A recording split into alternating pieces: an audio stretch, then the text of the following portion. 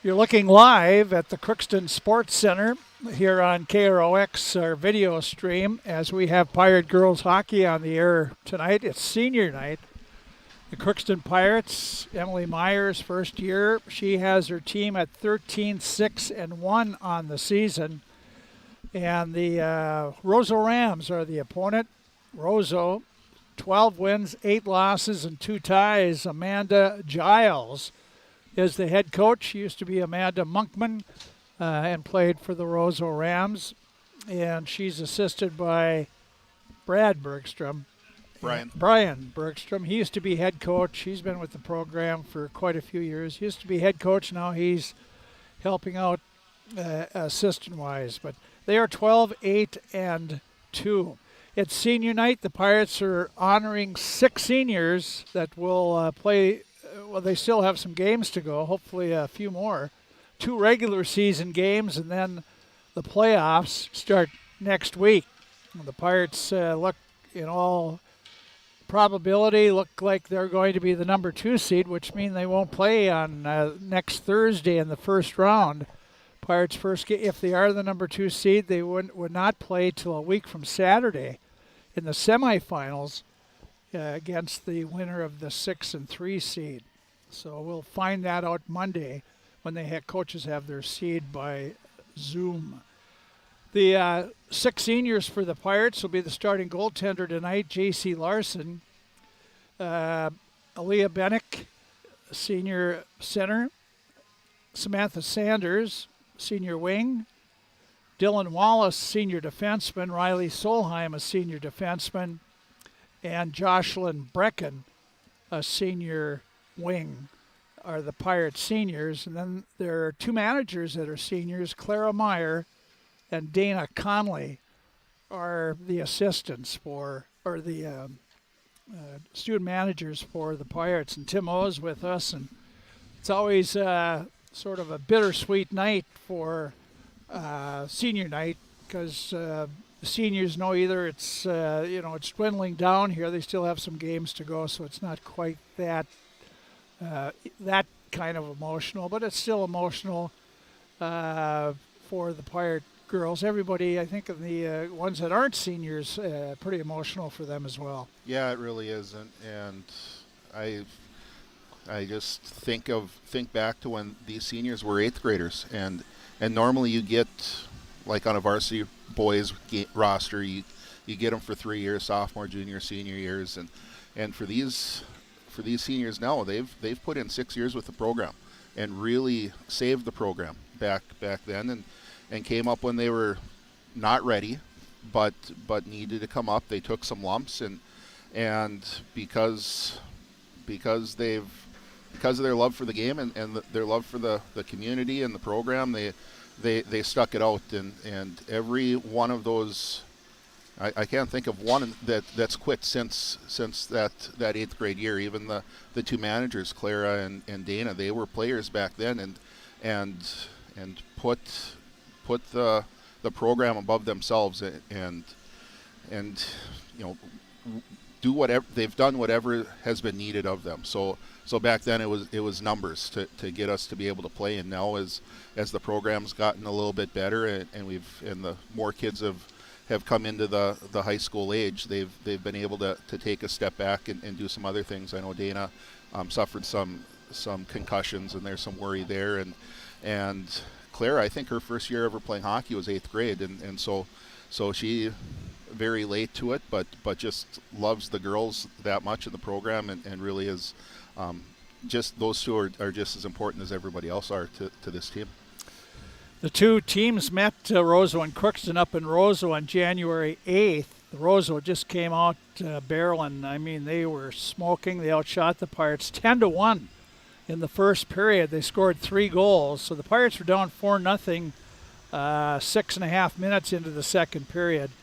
And Addie Fee scored a goal to make it 4-1 after 2. But then Roseau scored 3 in the third period to make it 7-2. So the Pirates were outshot in that game 44-11. And the Pirates, Crookston has pretty good speed, really, but I mean, Roseau, they have some ultra fast, quick girls. Probably one of the better eighth graders in the whole state of Minnesota, Jasmine Hovda. She's an eighth grader, and she is quick on skates. Memphis Mertens is a senior. She's the only one committed so far. She's going out east to, wonder if it isn't Franklin Pierce College. She's going to, I think it is Franklin Pierce. But they have, their two of their three leading scorers are the eighth grader Hovda and a freshman Peyton Remick. And they have a lot of quickness, a lot of smarts, and they just keep going and going. So you can't take a shift off when you're playing Roseau. And Coach Monkman and Coach Bergstrom, they do a lot of two-line stuff. They only play two lines for a lot of the game. And so Pirate Emily said she tried to figure out what they were doing up at Roseau, but she couldn't figure it out. So she hopes she does better in that department, trying to match up a little bit. But you can't get certain lines caught out there against Hovda when she's out there. So, but that's part of the coaching deal. That's what you watch for early. Speaking of Miss Meyer, we will be back, and just quickly we'll be back with Emily Meyer talk about the game coming up. This Crookston Pirates sporting event on the KROX live stream is brought to you in part by Riverview Health, American Crystal Sugar Company, CHS Egg Services, Christian Brothers Ford, Bremer Bank, Grove Mechanical, the Crookston and Boston Eye Clinics, Crookston Valley Co-op, Hugo's Family Marketplace, United Valley Bank, the Benedictine Living Community of Crookston, Cess Vanderhoff, City of Crookston, Tri-Valley Head Start, and the University of Minnesota Crookston, all bringing you this live Pirate sporting event on KROX. In our society, winning has come to mean everything. If winning comes at the expense of good sportsmanship, everyone loses. Nothing is gained in the long run. Good sportsmanship is the result of a disciplined effort to respect yourself, your opponents, and contest officials. Remember, good sports are winners no matter the score. This reminder is brought to you by the Minnesota State High School League.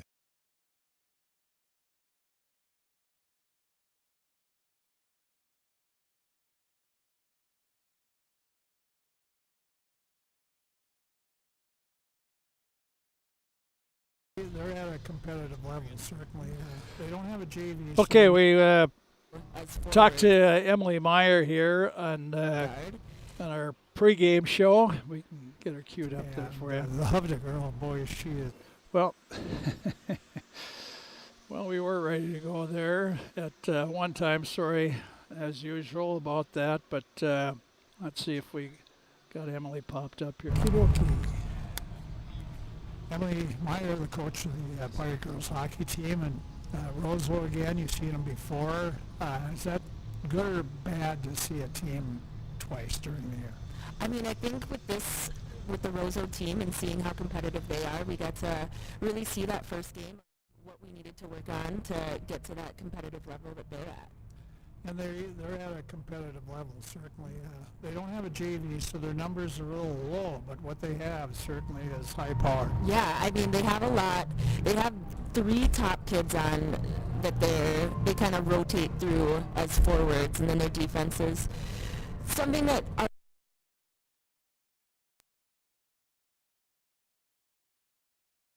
forwards can beat with speed, but it's just getting around those forwards first and keeping them from shooting the puck, because they can move the puck, they move it well, and they shoot the puck very well. So that's something that we know we have to contain a little bit and make sure that we take care of the puck in our defensive zone. I think they surprised your team a little bit with their speed. I mean, they should have known about it, but boy, Roseau was quick. Yeah, and that is something that we should always know, is Roseau, that's how they play, is they play fast, they play hard, and it's shift after shift that they don't really let up, and I think that's something that did catch us a little bit off guard, and hopefully today we can just compete with them, and it could be a different story.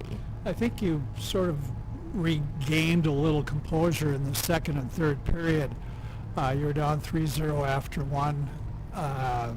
You didn't outscore them, I guess. It was 6-2, but you seemed to, you certainly got speed in your top 2 lines to stick with them.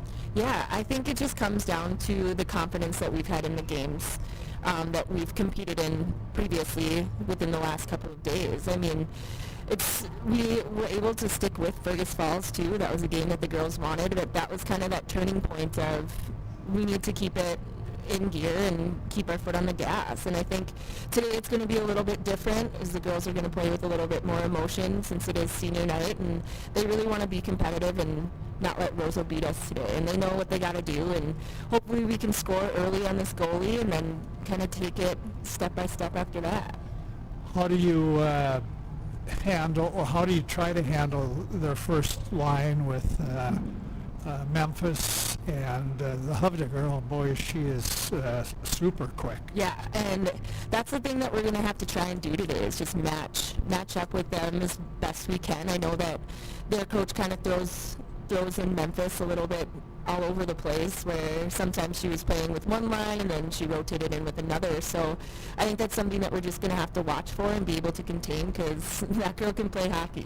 I don't think they play a solid 1-2-3, 1-2-3. No, they don't, and that was something that I tried very hard to kind of pick up on, and I couldn't really figure it out. So hopefully today I can focus a little bit more on that and see what we can do and make sure we match it.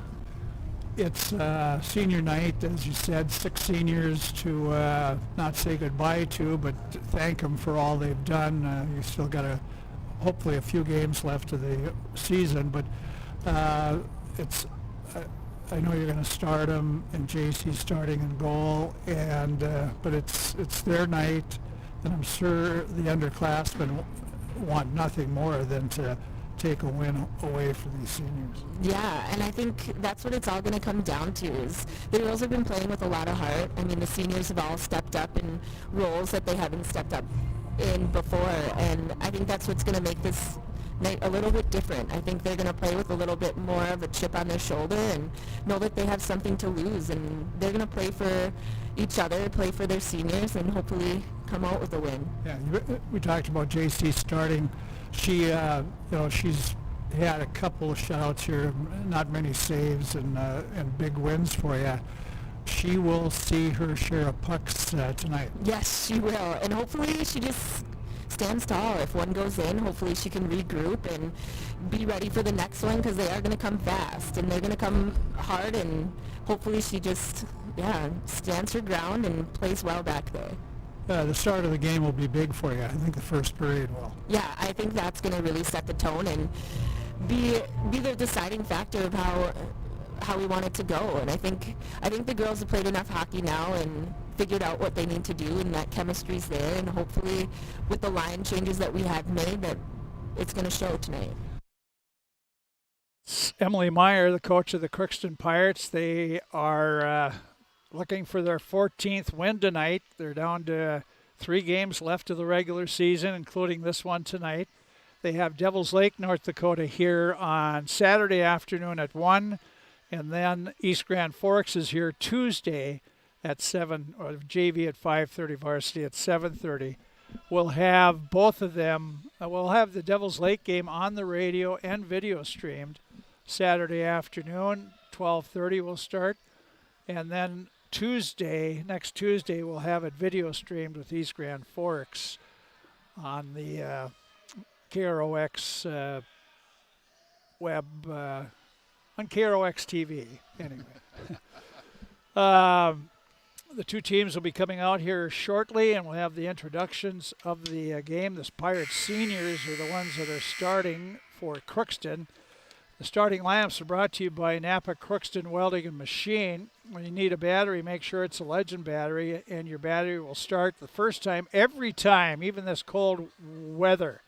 So get a Legend battery from Napa Crookston Welding Machine. They handle all your Legend battery needs for any mode of transportation you have. They'll have a battery for it if it uses batteries. And but stop out and see them. You don't have to buy a battery. Just have them check out the battery. They'll say, no, it just needs a little charger. It's fine or whatever. If you do need a new battery, they'll find the right one for you, and you can work out a deal. And there you go, new battery for the rest of these cold winter months. They bring you the Napa Crookston Welding and Machine, bring you the starting lineups before each local game that we carry on KROX. As we said, senior starting for the Pirates, J.C. Larson, the senior goaltender, in goal. It'll be Aaliyah Bennick at center. We'll have Samantha Sanders at one wing and Jocelyn Brecken at the other wing. Then defensively, we'll have Dylan Wallace and Riley Solheim, the pair of senior defensemen. So that works out good for the Pirates, 6 of them, and they'll all start the game. And then they'll go back into their, after the first shift, they'll, except for JC. JC will hopefully play the whole game. And after that first shift, then the Pirates will go back into their lines, which are Brindley Coleman between Brecken Tull and Morgan Nelson, all sophomores. Then Leah Bennick, a senior, between Reese Swanson, a sophomore, and Addie Fee, a freshman. Jenna Seaver, a junior, between Samantha Sanders, the senior, and Grace Fisher, a junior. You have 8th grader Ashlyn Bailey with senior Dylan Wallace defensively. And the Solheim sisters, Riley, a senior, Cassie, a sophomore, paired together. Also dressed, we'll have Parker Strand, a freshman, Coral Brecken, a sophomore, Jocelyn Brecken, the senior, Kaylee Clausen, a freshman, and Kaylee Maxim, the junior, is the backup goaltender for tonight. For the Roseau Rams, decked in their green with white ram on the front and trim, the Rams will start Jada Pulowski, a sophomore. She's their only goalie. I mean, she's the only one dressed. She's played every second of every game. She has a 12-win, 8-loss, 2-tie record. Her save percentage is at .336, and her save percentage is almost 92%. So that's pretty good. Starting the forward line will be Jasmine Hovda, an 8th grader, between Memphis Mertens, their leading scorer, a senior, at one wing, and Lily Erickson, a freshman, at the other. Then Geneva Johnson, a senior, between Celine Stroot, a senior, and Peyton Remick, a freshman. You have Sam Peterson, a sophomore, between Karina Christensen, an 8th grader, and Olivia Simmons, a freshman. Defensively, Summer Bufflin, a freshman, with 8th grader Cora Lundbaum, a couple real familiar Roseau names, as are the other 2 defensemen, freshman Kylie Björk and sophomore Kayla Moser. They also have dressed Amy Dahl, a junior, Kia Remick, an 8th grader, and Aubrey Lee, a sophomore. The Pirates are in their white, blue breezers, blue helmets, and some orange trim in there. Our Pirate sisters for tonight. We have 3 Pirate sisters. It's Kaliana Donarski. She's a Pirate sister. Her Pirate sister is Breckenthal. Harper Hahn, and her Pirate sister is Jocelyn Brecken. And then Lauren Tull, and her Pirate sister is Kaylee Maxim. Not Brecken, her sister, but Kaylee Maxim is hers. And Dana Conley and Clara Meyer are the 2 senior student managers. We'll be back. Start of the game coming up. Pirates and Roseau High School girls hockey next here on KROX. This Crookston Pirates sporting event on the KROX live stream is brought to you in part by Riverview Health, American Crystal Sugar Company, CHS Egg Services, Christian Brothers Ford, Bremer Bank, Grove Mechanical, the Crookston and Fosston Eye Clinics, Crookston Valley Co-op, Hugo's Family Marketplace, United Valley Bank, the Benedictine Living Community of Crookston, Cess Vanderhoff, City of Crookston, Tri-Valley Head Start, and the University of Minnesota Crookston, all bringing you this live Pirate sporting event on KROX. In our society, winning has come to mean everything. If winning comes at the expense of good sportsmanship, everyone loses. Nothing is gained in the long run. Good sportsmanship is the result of a disciplined effort to respect yourself, your opponents, and contest officials. Remember, good sports are winners no matter the score. This reminder is brought to you by the Minnesota State High School League.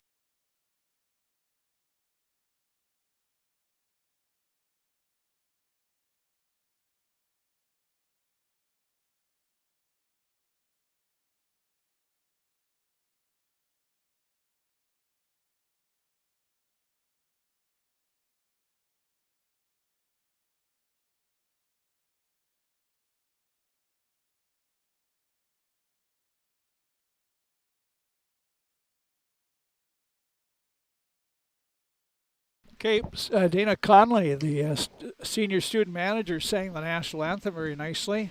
Dana's a senior. She's from Fisher High School.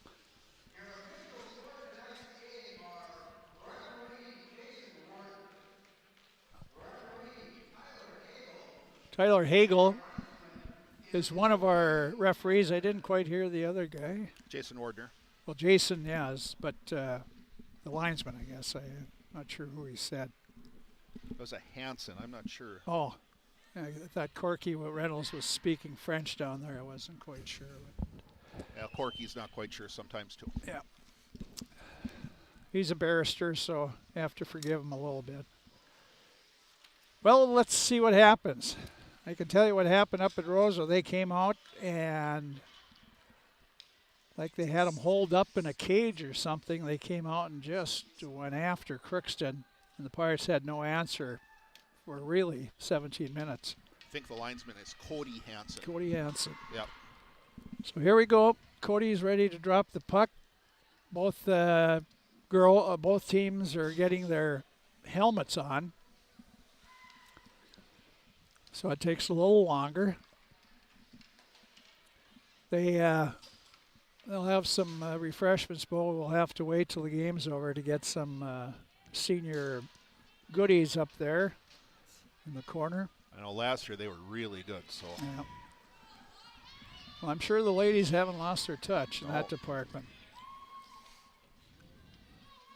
Well, it's Leah Bennick facing off against Johnson, and the puck is back at the Pirate blue line. Here's Dylan Wallace up. Bennick couldn't rein it in. Now it's right at center ice. Wallace punches it along the boards. They jam it up in front of the Roseau players' box. Mertens has it. Here's their leading scorer coming in, the captain. Works her against Bennick. Bennick right on her, though. Good job by Aaliyah, and she had her bottled up in the corner, but she hands it off to Johnson. Geneva Johnson back to the point. Here's a shot. Ooh. I think that hit the pipe. Yeah, the one official outside gave the sign, but that was taken by Lundbaum. Now it's still in the Crookston corner. They jam it up, digging it out is Struett. Struett put it toward the Crookston net. Wallace knocked it down. Dillon off the board. She gets it by the defenseman who touched the puck, so no icing. Pirates able to change. Back for it is Bufflin. Summer Bufflin stops, comes out left side. Puck right on the stick of Remick. Peyton Remick, freshman, third leading scorer for Roseau. She put it in the Crookston zone, but Ashlyn Bailey gets it to Cassie Solheim, back to Ashlyn. She backhanded out of the zone. Hubda was trying to skate it in, but taken away and dumped in by Coleman. Brindley going after it. She dug it out, but it went right over to the Rams, and they come out to try to get it out. Conley had kept it in, but now it's out of the zone. Pirates they do backhand it in. Conley did. Here's a race. Brecken Tulk, and she backhanded behind the Rams net. Now she knocks it in the near corner. Over to pick it up is Moser, and she left it off. And here is keeping it in was Wallace, but the Rams bank it out back in the Crookston zone. Reese Swanson goes for it. Reese on the move. Flips it up to center, and Coleman will just dump it in. She'll go off in a line change. Here's Reese Swanson. She's on the move. Pass out for Roseau. Try to get it out. They did. And at center ice, it's Geneva Johnson. Taken away by Cassie Solheim. She's motoring in the Roseau zone. Some nice moves by Cassie. Takes it in the corner. Now knocked away. Goes to Swanson behind the Roseau net. Sends it up the boards. But Mertens is there. She has the puck and a pass. Tipped away nicely and dumped in by Riley Solheim. Pirates will go back and chase. Back for it is Bufflin. Bufflin will find a breakout right in the stick of Johnson. She's carrying it. Struett was looking for a pass that never came. Swanson picks it up, leaves it off for Riley Solheim. Try to get it to Bennick. That's working in the corner for the Pirates was Bailey. Now Reese Swanson was trying to come out. She was stick checked from behind by Mertens. Then her pass for Fee was too far, but it's back in the Ram zone. Lundbaum kept in on the point by Seaver. but the Rams' Mertens couldn't get it out. Kept in by Wallace. And back is Bufflin. She right on her was Seaver, but the Rams get it down ice. And this will be, no, they're going to wave off icing. They said Wallace could have played it. Puts it up the boards, too far for Fisher, too far for everybody. Now slap back in. Pirates knock it down. Rams have it. A weak shot on net. Save off Moser's shot by Larson. Here's Bailey to Seaver. Banks it up the boards. Fisher on a race for it. Bjork's going to get there first, but Fisher right on her. They knock it down in the corner. Now it's bumped up the boards. Roseau knocked away by Coleman. And Brindley's really battling there. Can't get a hold of the puck. Now she did, but Roseau right back out, and here they come. This is Hovda. She's dumped on the play. Coming back with it is Nelson. Morgan along the boards, the sophomore in the circle, coming in front and put it in the far corner. Tall there. Nelson came in, but Roseau with the puck. They get it out to center. Cassie Solheim has to be careful there. She backhands it in the Crookston zone. You do not have time to do a lot of stick handling and doing things like that. There's not much time and space. No, there really isn't. Here's Tall off her stick, carried in by Roseau Christensen. She slaps it behind the Crookston net. Pirates almost handed it off to Roseau. Comes back. Bufflin keeps it in. Summer Bufflin takes it along the boards. Pirates have it. Nice breakout pass to Brecken Tull, one-on-one. Tull trying to get by the defenseman. That's Lundbaum. Tull made a move. She has two Rams on her now. Now she slaps in the far corner. Fee gets there. She puts it behind the Roseau net, but the Rams pick it up. Their right wing pass off the mark, but Bailey couldn't keep it in. She goes back for it in her own zone to Swanson. Goes to Fee. Fee back to Swanson. Tipped away by Roseau. Crookston back again in their zone. Dylan Wallace, senior defenseman for the Pirates. Goes left wing. Pirates up, and here they come. Swanson banks it off the boards. Couldn't get it deep in. Now she does. Right in front. Oh, and she couldn't get to her forehand. And the Rams sort of tip it off. Fee behind the net battling there. Can't get a hold of it. Swanson knocks it to Fee. Fee behind, centers it, and it's off a Roseau skate and comes back out to center ice. Bailey up for Seaver. Seaver dumps it to the Rams' blue line, but knocked in deep by Swanson, and the Pirates will complete their line change. Here are the Rams coming out. Pirates knock it down. Good anticipation by Crookston. Now it's knocked out by Johnson and picked up by Mertens. Mertens, nice little move, tried to get around Sanders, but lost the puck. And here's Riley Solheim. Riley up off a Roseau stick. Fisher kept it in the Ram zone, but Roseau still has trouble to get it out. Good work by the Pirates line here. Sanders put it behind the Ram net, and the Rams break out cleanly and neatly. Out to center, there's a nice move. Coming in is Remick, Peyton Remick, a shot, and JC got a piece of that one. Freshman winger, Remick. Now she walks in, tried to walk in. Now the puck, JC down. The puck was bouncing around. Remick couldn't get good control of it. Then Remick centered it, but it went all the way back between her defensemen. Remick with Red Lake Falls ties. Her dad played for Red Lake Falls. Grandpa's rusty. Yep, and the Pirates have it. Roseau changing. Coming out quickly was Wallace. Lost the puck, though, and Roseau trying a Stroot working at it. Now it's Stroot. Pass over to Mertens. Mertens works it toward the Crookston net in the near corner. Bailey sends it up the far boards. Tull back in the corner. Brecken Tull behind her net to Bailey. Bailey up to Nelson. Morgan lost, or it was too far for her, and then a shot for the point taken by number 10, as you've seen. And somehow I don't have her on my Addison Johnson, a freshman. I believe that was 7 minutes and 45 seconds of no whistles. Just great action up and down the ice. The Pirates having a lot of zone time. I was kind of impressed there, and Pirates are able to sustain some things. And And Roseau, you talked in the pregame about not making it or slowing them down the first. Here comes Reese Swanson in the zone, coming with Fee. Swanson behind the Roseau net, circles around. Now she tried to come back to the point, but that's deflected all the way back in the Crookston zone. Bailey back, looking for somebody up front, and then now has to spin back in her own zone, trying to get away from Johnson. Now Swanson has it. Reese has the wheels to go with Roseau. At center ice, Swanson put it to the Roseau blue line. Poked back out, knocked in by Swanson offside. 8 minutes and 38 seconds. That was the first breath. 8:38 to go, first period. We have no score. And I think Reese could have held up there and not touched that puck, but I think she needed a whistle. That's a better play than an icing or anything like that. Just get a face-off, get a line change. Roseau back. Bufflin back behind her own net. Looks out left wing. That was off the stick of Remick. Still Roseau. They bank it out. Stepping up is Remick, or Riley Solheim. Now Roseau coming in as Remick takes a shot, hits the side of the Crookston net. Cassie Solheim goes to Fisher, tried to get it up for Sanders, knocked back in. Cassie Solheim now across to Seaver.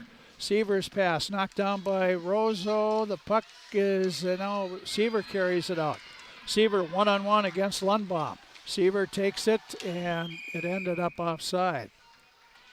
Jenna had a little trouble handling the puck when a ram came in her, and she mishandled the puck at the blue line. That forced one of her teammates offside.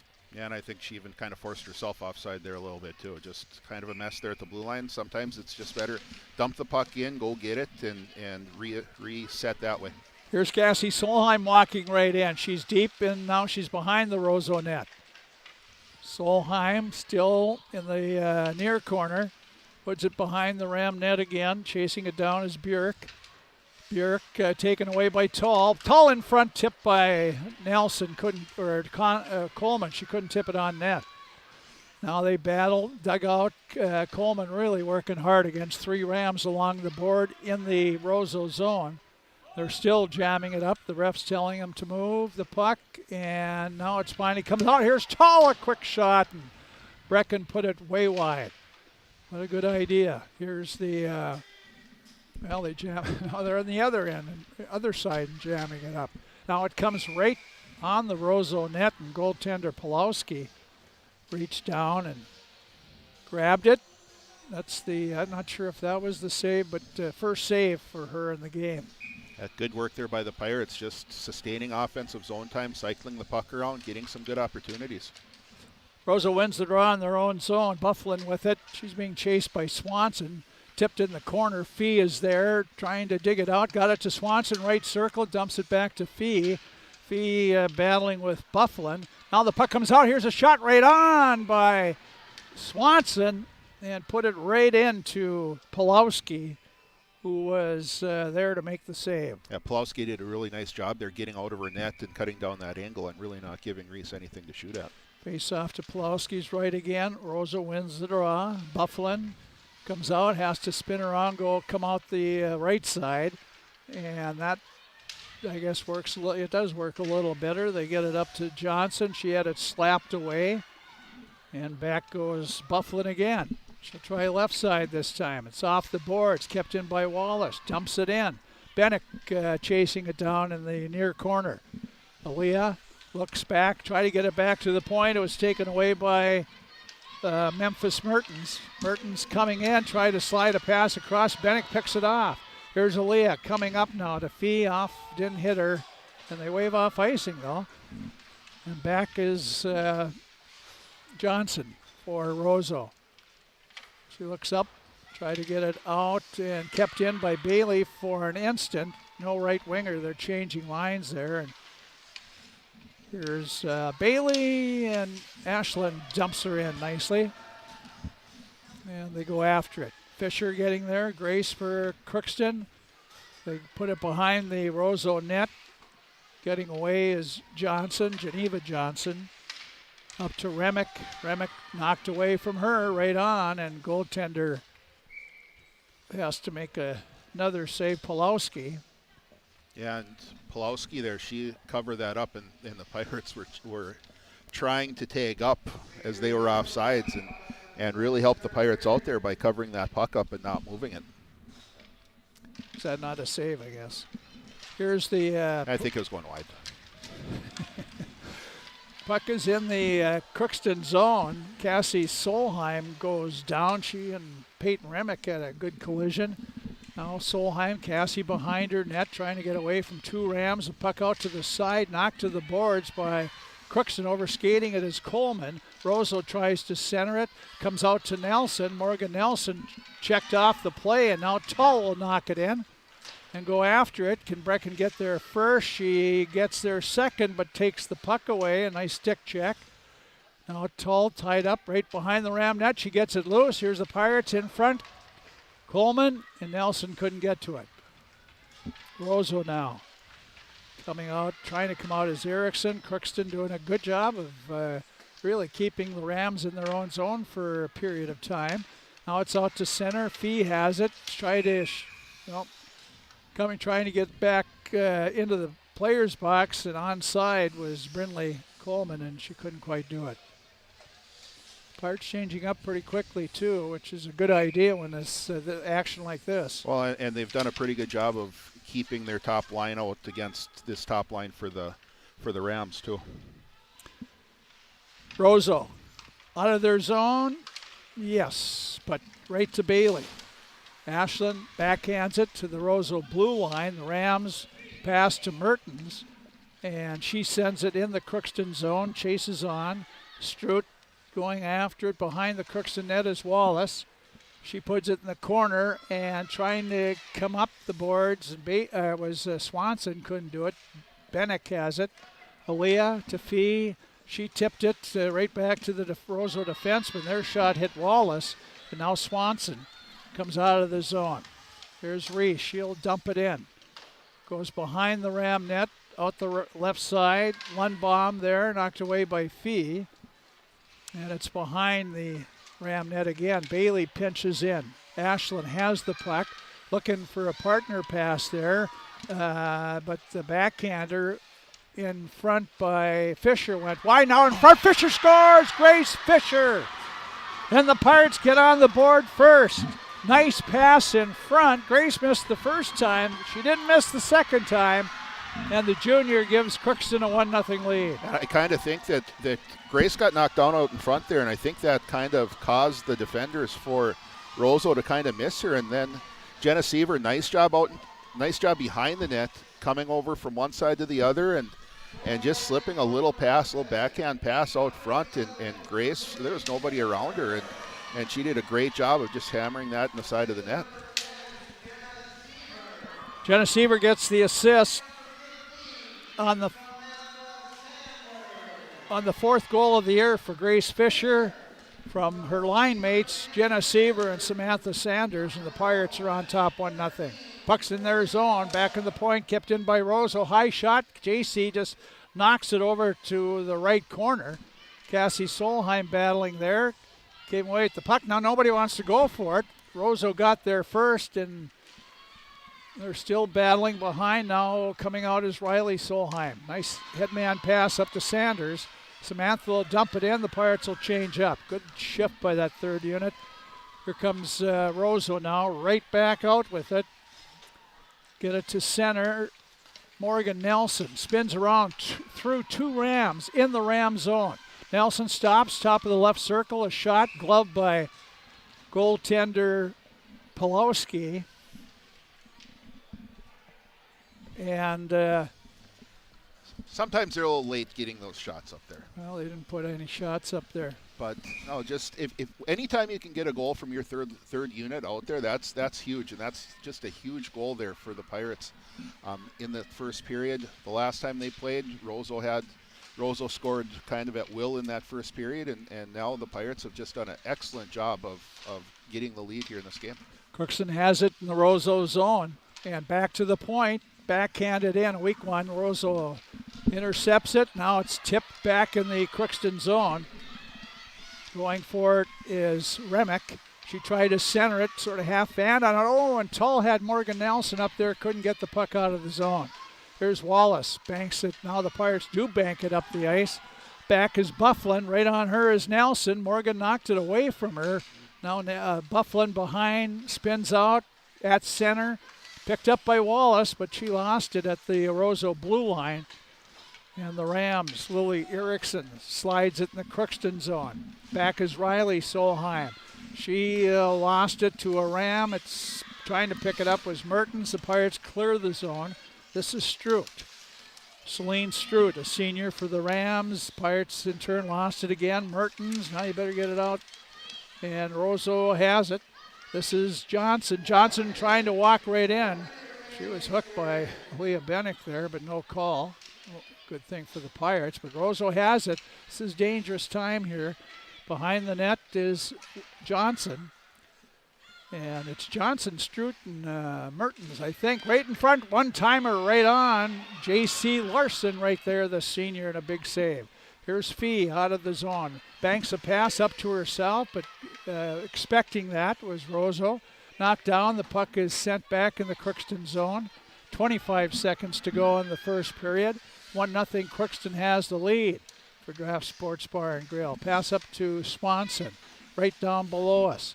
Knocked back in the Crookston zone and gets away a shot. That's off JC. I think it went off her chest and helmet.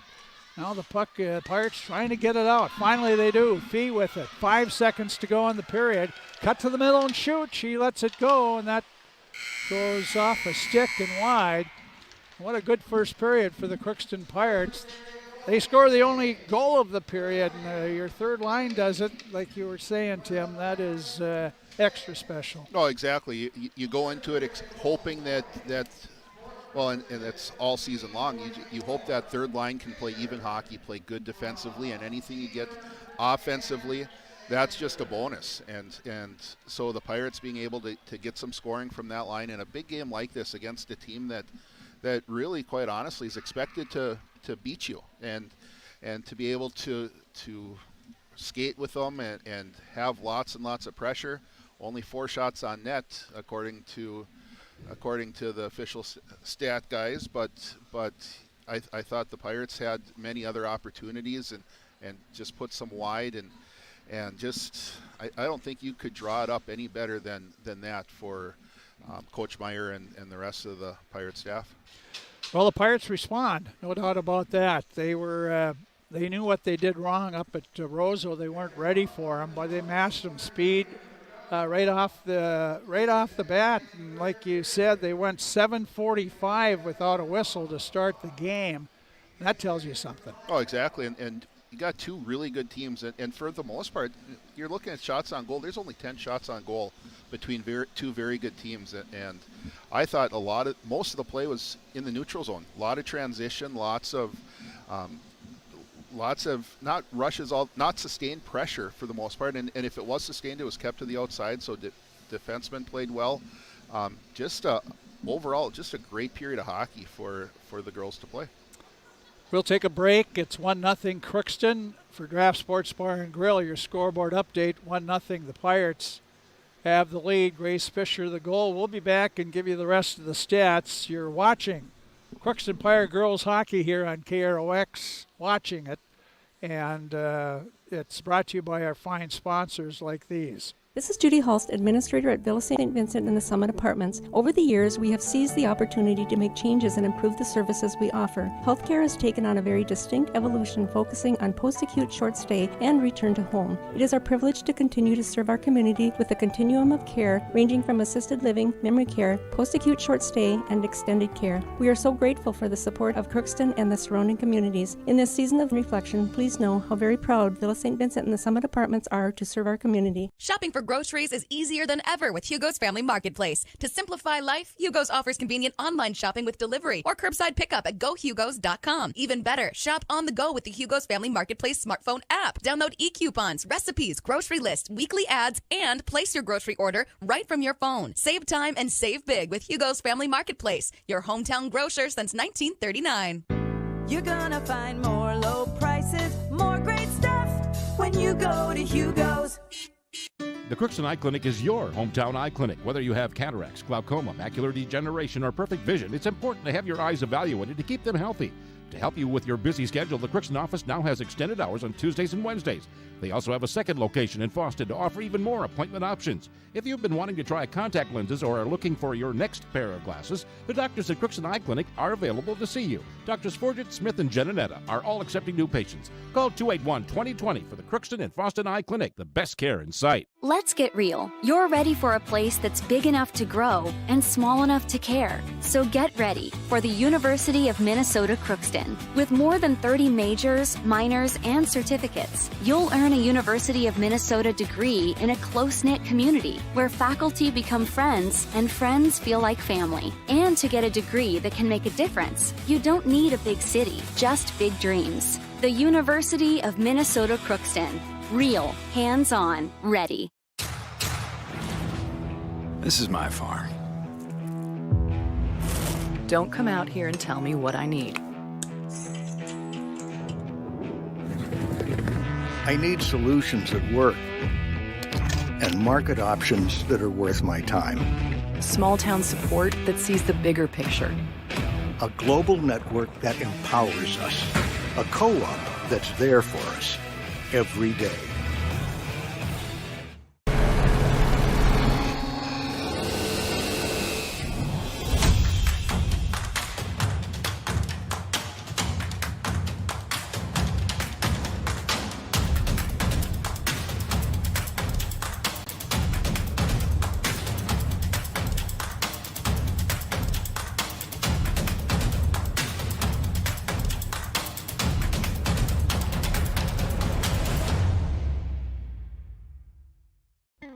Crookston Valley Co-op would like to thank all of their customers for their patronage this past year.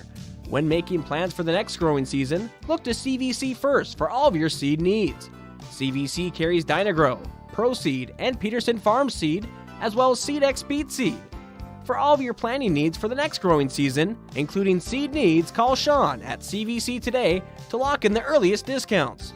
Call 281-1178. Crookston Valley Cooperative, here to keep you growing. Okay, back, you can see the Zamboni going through there. And it's Marcus again, Marcus Brecken driving the Zamboni tonight. 1-0 Crookston leads after a period. We went 7 minutes and 45 seconds without a whistle in that first period. 7 whistles total in the first period of play. Hockey in a game, there's about 400 turnovers in hockey in a game. Something like that, maybe not 400, but it's a game of turnovers. I mean, that's the way it is. And but there wasn't much time to do anything. No time and space really for either team. But the Pirates finally scored at 13:44, which meant there was 3:16 to go in the first period. And it was Jenna Seaver behind the Roseau net. First, Grace Fisher went through the front area, and she was leveled. Somebody drilled her pretty good. She went down. Grace stuck with it, got back up, and was looking for room in front. Jenna Seaver was behind the net with the puck, and Jenna found her. Nice pass, and Grace hopped on it and let her go quickly. She gets her fourth from Seaver, Jenna Seaver, and Samantha Sanders. At 13:44, that was the only goal of the period. We did not have a penalty in the first period, and we had 6-4 shots favored Roseau.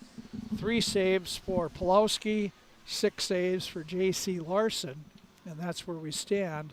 1-0 again. Roseau does not have JV girls hockey, so there was no JV game, varsity only, and the Pirates lead 1-0. I think both sides, I'm not sure what Roseau thinks, but I think both sides played well the first period, and they sort of matched each other speed for the most part. Yeah, and this is something the Pirates need to see going into playoffs. Playoffs starting up here in a week, and just to be able to see that speed, that we were really happy last year when we got Roseau back on the schedule, and it was designed here at the end of the year, so the Pirates had an opportunity to play a really good competitive team going into playoffs to help get them ready, and I think that's definitely what's happening right now. 1-0 the Pirates lead.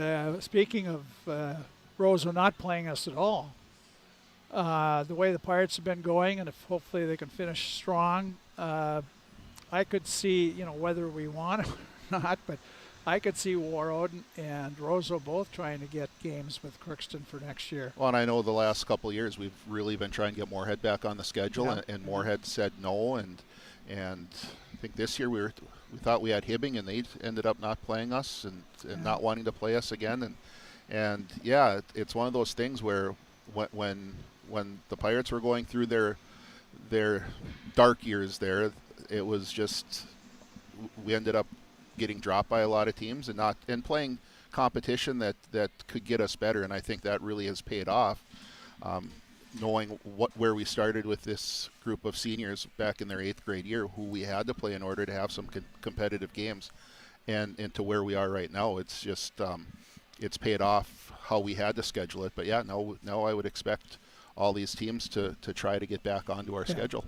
They go up to International Falls, a section game. Hey, you got Cloquet up there. You got 3 teams that are always Cloquet, Proctor Hermantown, and Hibbing Chisholm. Yep. So they should be able to schedule a game with one of them when they go up there instead of Rock Grand Rapids, Greenway, and there's teams to play if you just have to find the right ones that have openings on their schedule too. That's always the big thing. Yeah.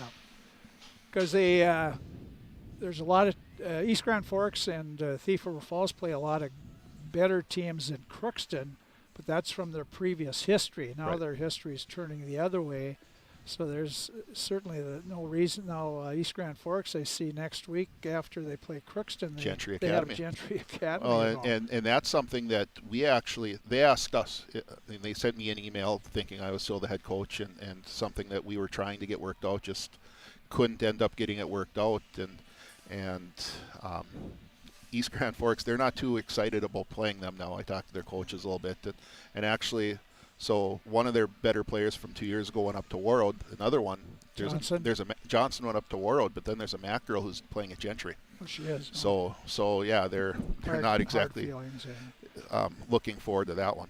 Yep. So there's a lot of. I was sort of looking around. Laverne is what they got the leading scorer. She's the leading scorer in the state by far. Yep. But they play a pretty weak schedule. Be like playing International Falls and Detroit Lakes all the time. Yeah.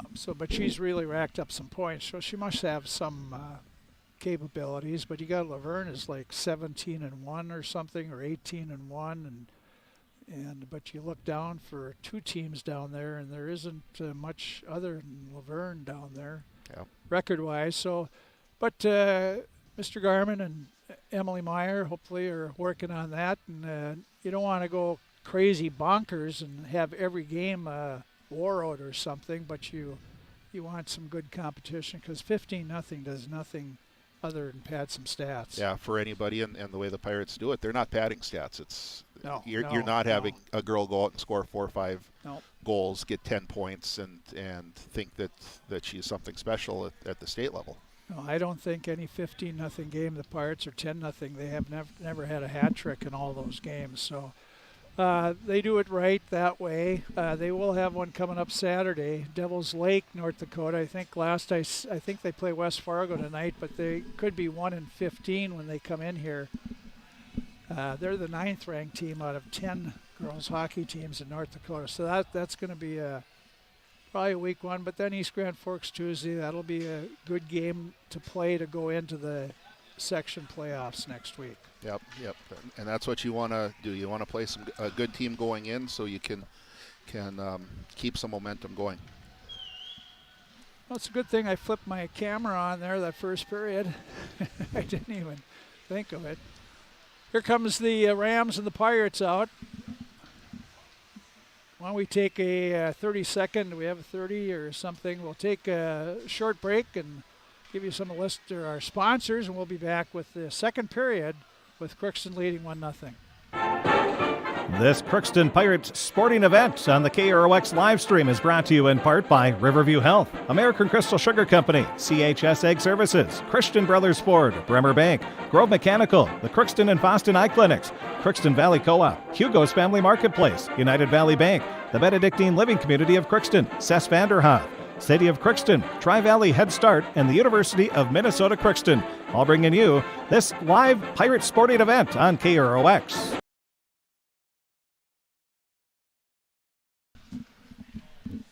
Okay, the Pirates have Bennick line out there with Fee and Swanson. Riley Solheim and her sister Cassie will be the defense persons with J.C. Larson in goal. Roseau and their green, they're still gathered around their coach, Mrs. Giles. When we were up there, she was pregnant, and she was pretty close to being due. And I'd never guess one way or another, but I'm not sure if she had it or not. She was a good defenseman back in the day for the Rams. Yeah, she played when Wheelhouses and Persons played when section. Pirates are in the section championship. Here's the Pirates back in their own zone. Swanson going for it, but she's battling Stroot. Stroot and Fee now in the corner. Stroot gets it back to the point. Fee knocks it away. Swanson's coming with her. Here comes Fee, 2-on-1. Fee lets a shot go. She scores! Addie Fee scores to make it 2-0. And boy, she looked, and Pulowski gave her just a little room, lower left side, her right side, and Fee put it right on the money. And I think she kind of froze Pulowski there. She was looking at Reese Swanson, and I think Pulowski thought she was going to pass it over, and Pulowski didn't move when Addie shot that puck. She that didn't look like how she normally plays. It looked to me like she knew Reese was there. Yep. And she looked and she saw the spot and decided. Yeah, no, I think exactly that's exactly what happened. Here's Crookston, puts it in, 2-0 Pirates lead here. Just Fee scores unassisted, 28 seconds into the period. So the Rams 2 goals down now. They're in the Crookston zone, put it toward net. JC got her stick on it, left it out to the right. Rams keep it in. Erickson try to get it toward the net, goes behind the Crookston net. Morgan Nelson behind there. Morgan comes up to Tull. Tull's pass for Coleman goes too far, and it's icing on the Pirates. First icing of the night, I believe. But, just what a great way for the Pirates to start that period. And I glanced over at the coaches for Roseau right after that goal, and Coach Giles looked a little surprised and anxious there. Here's Roseau. They come back and score. And it's, I think it's Geneva Johnson. They face off, and she got it, and she went top shelf on JC's glove. Or maybe it was Mertens. Yeah. Yeah, Mertens. I think she's playing that left wing and was able just to beat her check off of that face-off and put a really nice shot up in the top corner. And you have to hit very precisely there if you're going to beat JC when she's standing up. She's a tall kid, and just a great shot there by Mertens. So Memphis Mertens scores. Here comes Roseau right back in. Pirates, Cassie Solon try to tie up. Roseau has it. Here's a shot. And Geneva Johnson shot, gloved by JC. And JC had to be quick there too. She kind of quick shot out of the corner and hit JC's stick maybe and bounced right up into her glove. 2-1, Crookston leads. Here they have the face-off, a shot that goes wide. Bufflin, Pirates, Cassie Solheim got in her way, made the shot go wide. Now in the corner, Mertens digging for it. Kept in on the other boards by Bufflin. Now the Pirates get it out to Fisher. She steered it out to center ice. Back for it is Moser. Up the boards to Erickson. Pass across. Now it's Hovda. Hovda circles around, comes in, right circle, a shot right on. Pad save by JC. Puck comes to the side of the net. Pirates lose it. Here's Roseau again, another shot. Knocked out by Grace Fisher. Grace did not see it in her skates. Roseau comes back, a shot. Saved by Larson, and JC goes down and covers it up. Pirates got a little lax there with the puck in their own zone, but JC helped him out. Well, it's so key when you get a chance to get the puck out of a zone, you need to do it. And the Pirates lost that puck right at the blue line. Roseau was able to keep the puck down low. Here's a shot right on. Strong one by Peyton Remick. J.C. Larson the save. Pirates again in their own zone. Pass too far for Bennix. Knocked back in by Roseau. They battle along the boards. Poked and the Pirates can't get it out. Bounces down. Now it's with it. The Pirates will send her down ice. It'll be just wide. You know, if Aaliyah was trying to put it on net, I think. Yeah, it almost looked like she was just to get it out, but trying to put on net to not have an icing call.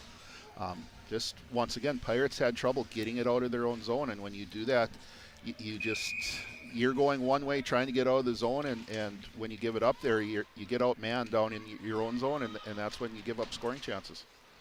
Pirates will come out with it. Aaliyah Bennick backhands it in the Roseau zone. Their goaltender goes back, Pulowski, but doesn't pick it up.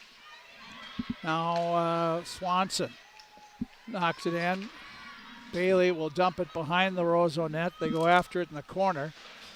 Fee along with two Roseau players. The Rams get it along the boards. Pirates jam it back in. Fee knocks it behind the Roseau net. Here are the Rams. Up the boards, tipped it right to Swanson. Her shot goes behind the Ram net again. Nelson in there quickly. And Crookston got a hold of it, but really in tight quarters with three Roseau players there. Puck pops out to Tull. She knocked it back in the corner. They're playing along the near boards here in the Roseau zone, but now Crookston Tull. She tries to get a little space. Brecken takes it behind the net, turns around. They had some space. Now here's Nelson. Morgan Nelson back to the point. Wallace back to Nelson. Tried to get it across to Coleman. Comes back to the point. Wallace knocks it in. Here's Nelson. Knocked away by Roseau out to center. Wallace right back in the Ram zone. Roseau back for it. Now trying to come out. Spinning around is Bufflin. Right side. Oh, and there's slashing call coming up on the Pirates. And Roseau will go on the power play here as Morgan Nelson will get 2 minutes for slashing. First penalty of the game. And the only reason that got called was because Stroot lost her stick there, and I don't think Morgan hit her all that hard either, but pretty much any time you lose your stick as you're skating with the puck, you're going to get called, and the refs like it when you lift up a stick. They don't like it when you slam down on it when you're playing defense. Here's Roseau winning the draw on the power play. First extra attacker in the game. Roseau sends it deeper in. Spinning around, try to cross pass, and the Pirates had it for a second. They put a shot right on. And the save off Remick by Larson. There's Remick again. Got it. Tipped away. The Pirates finally backhanded out. The Pirates just trying they got the puck and then they try to stick handle the Pirate. Oh, and Reese Swanson came barreling in. Almost had a point blank shot there, but couldn't get it off. Here's at center ice. Pirates tip it in the Roseau zone. Coleman going after it. Taken away by the Rams. Hovda. She got it out up to Peyton Remick. Remick will send it in. She'll go off. The Rams going off. Line change here. The Pirates tried to ice it out. Couldn't do it. Kept in by Roseau. Here they come. Shot. Larson stick save. Puck laying loose in front. Crookston trying to clear it. Can't. Roseau still works it. They try to get it to the net. Pirates there. And come around the side. Still kept in by Roseau. Behind the net. In front. They score. Puck right in front. The same thing like the Pirates did, and this time the Rams tie it up, and it's getting the goal. Looks like Samantha Sam Peterson. Yeah, another number 11, tall number 11, kind of very similar to when Grace Fisher scored her goal from about the same spot. But yeah, just it's tough when you go on the penalty kill to kill it off against a really good team, and they just kind of wore down the Pirates as Memphis Mertens is coming in. Took it away from Pirate defenseman. Nice job by Dylan Wallace, though, coming back and stopping that play. Well, it's 2-2 now. Roseau at center ice. Taking, the puck is in the zone, coming in right up the slot. A shot goes wide. Behind her net is Wallace. Bennick tracks it down in the corner. Malia tried to backhand it up, got it to Swanson, but Reese couldn't turn and get it out of the zone. Now Fee on the near boards, tried to carry it out, and Roseau stops her. Now Fee does, well, I'm not sure if it's out or not, but Bennick has it. Swanson going out. She does get it out of the zone. Nice little move by Hovda. She tried to come in, knocked away to Fee. She tips it up to Bennick. Or Swanson. Here's Reese coming in. Drops it back for Fee too far, and Roseau has it. They turn around. Here comes Hovda. Hovda taken, knocked away by the Pirates nicely. Fee waited just a little too long to get it out, and it cost her. It's knocked back in the corner. Now it's Wallace. Goes back in the other corner to Bailey, up to Swanson. She'll ice the puck. First 7 minutes here of this period, the Pirates have really been on their heels. Nice goal to start the period by Addie Fee, but since then the shots on goal are 9-1, I think, in favor of Roseau, and Roseau's just coming out and dominating so far, and the Pirates need to have an answer. Roseau wins the draw again. In the corner, the Pirates in their own corner. Here's Cassie Solheim up to Fisher, knocked away from her, back in the corner. Cassie Solheim. Rams trying to take it away. Cassie recovers, got it to Fisher, taken away by Roseau's Johnson. She's behind the Crookston net, trying to center it. It's laying right in that slot area. Roseau trying to get a shot away. Can't. They still have the puck, though. And we have a hand pass on Roseau, evidently. Yeah, you can, all the way down. No, that used to be just outside the zone at the offside face-off dot, but break here for the Pirates to get an offensive zone face-off, and the top line for Roseau. Oh, no, they are staying out now. They were just out there. Well, let's see if we can win the draw here. Yep. Brinley Coleman facing off with Johnson. They drop it, and, well, it's behind the Roseau net. Johnson got it, tried to get it to Bjork. She's knocked away. Pirates in front. Here's, Tull brought it right in front and put it on, and the goaltender, Pulowski, made a good save, standing around. Here's Tull. She'll just fire it in the Roseau zone. Race for the puck. Roseau has it. Addison Johnson. She has it, and she's behind the Roseau net. Pass up a little too far for Geneva Johnson. Now they come in the Crookston zone. Bailey knocks one off her skates. Roseau has it behind the Pirate net. Now the Rams try to carry it in front in the near corner. 8.5 minutes to go in the second period, a 2-2 game. Here's Roseau, a shot tipped off a Crookston stick up and out of play behind J.C. Larson's side.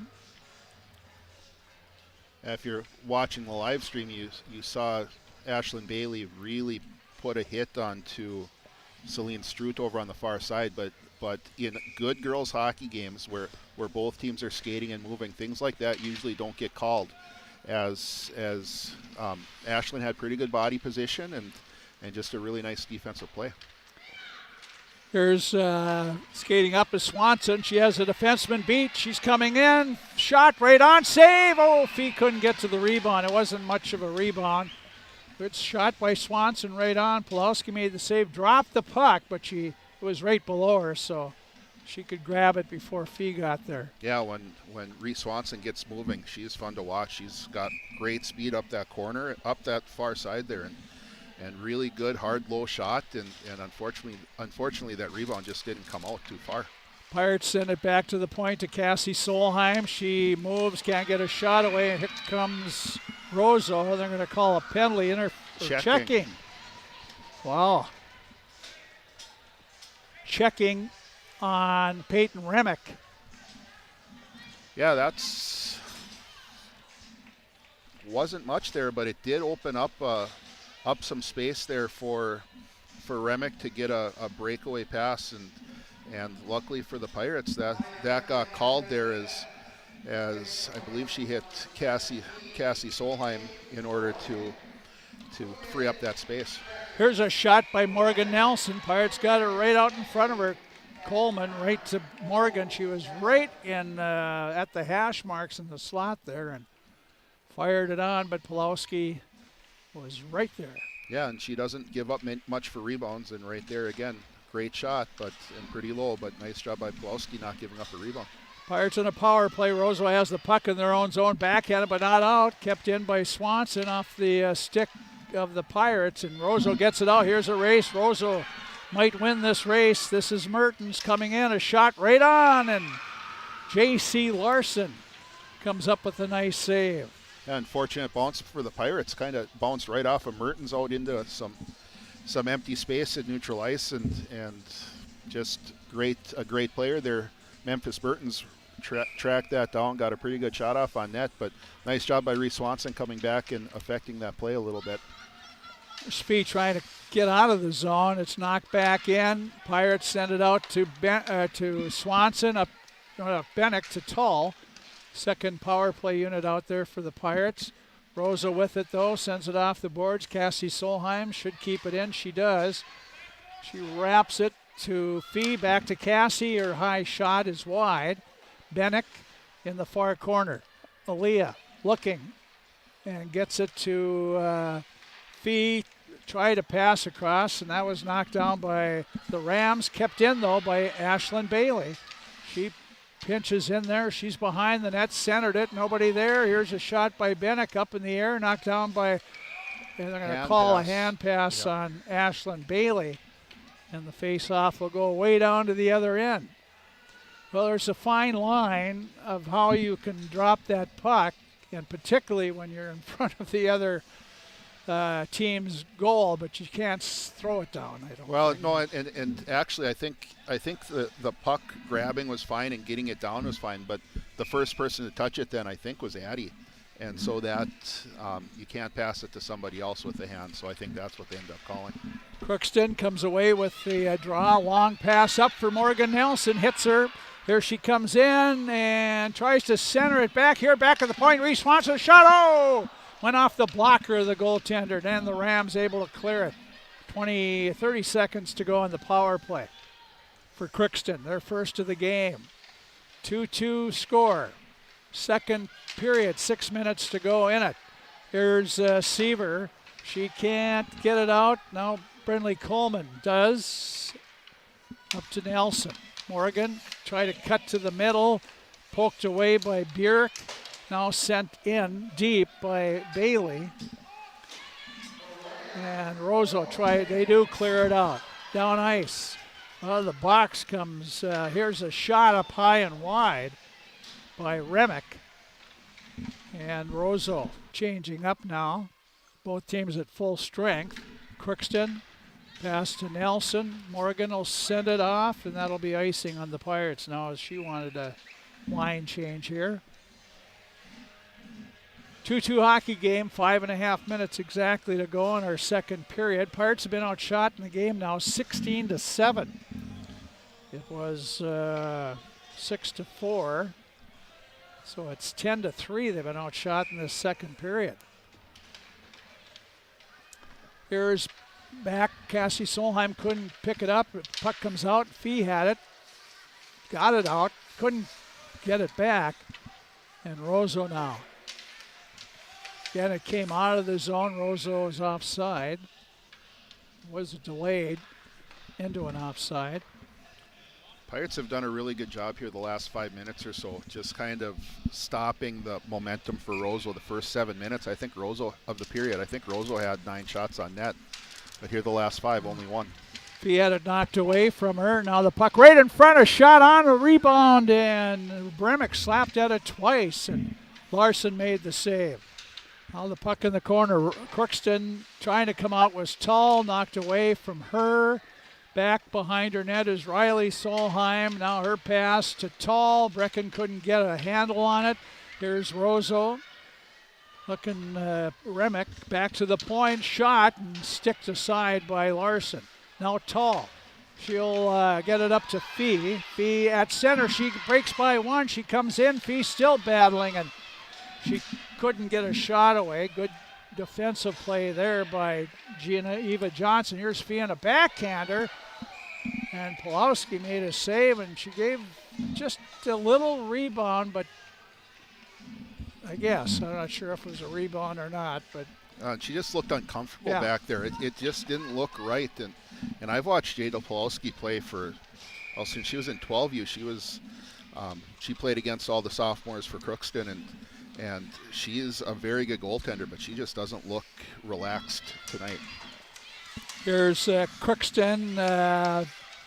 Well, nobody wants a hot potato there, and finally Seaver backhands it in the Roseau zone. There, Sanders keeps it in, but Bufflin, she looks out left side to Mertens. Mertens long pass up. That should be what? Interesting. Penalty wave off icing. Ashlyn Bailey. No, she lost her stick. Here, a shot. They don't score. JC's down. Oh my. That was lucky for the Pirates there. 2-0 actually. And JC made a stick save. Puck popped up in the air. She was down. The net was wide open, and somehow she got that puck. Must have gotten her stick on it and made that pop up. But that no icing call, which maybe it was a legitimate. I think they thought that as it went through a bunch of players in the middle that somebody should have touched it, but ended up costing Ashlyn Bailey a stick as her stick shattered there, and then a great scoring opportunity there for Roseau. Here's Pirates do get it out. Tull picks it up. Here's Brecken coming in, right circle, a shot right on. Oh, what a rebound there, but Pirates are all on the left side. Here comes not out, kept in. Tull takes a shot. That's on. Stick save by Pulowski. Now Crookston forces Roseau to shift the other way. Now they come back the other way, out the left side. And the puck is out to center ice, knocked down by Riley Solheim. She'll bounce it at the, Roseau has it. We got a pass out to Christensen, taken away by Morgan Nelson. Morgan in the zone, 4 Rams on her. She backhands it on. Pulowski made a pad save. Here's crashing in there, the Pirates, but Roseau able to clear it. Turning around, the puck out. Not out. There's Riley Solheim. Fee sends it up to Swanson. Has the defenseman turn, comes in, a shot right on Pulowski, a big save there. Well, Reese used all her speed that time and just turned the freshman Bjork around and let the shot go. I didn't think she was going to get there all by herself, but she did, Reese. Well, and the thing, besides speed, Reese is so strong on her skates, and she can cut into the net there, and I'd like to see more of that from her. I think she could do that quite a bit more, but really nice to see that move from her. Ashlyn Bailey sends it back in the Roseau zone. Roseau turning around is Christensen. Got away from Swanson, then comes out the other side, looks up, they break it out to Hovda. Hovda at center, knocked away by the Pirates. Back in her own zone, Lundbaum. She backhands it behind her net to Bufflin. Bufflin, she's trying to come out right side, knocked away. Bennick has it in the corner. Aaliyah looking. Fee goes in, digs it out. Fee makes one move to a Bennick in front. Reese couldn't find the puck. And here comes Roseau back for Hovda. Knocked away. Bailey gets over there, and she'll get it out of the center ice. Here comes Swanson in again. Reese, she's behind the net. Swanson looking back to the point. Getting over is the Pirates' Wallace. But hand it to Lundbaum. Lundbaum gets it. Here coming in, Roseau. Nice job by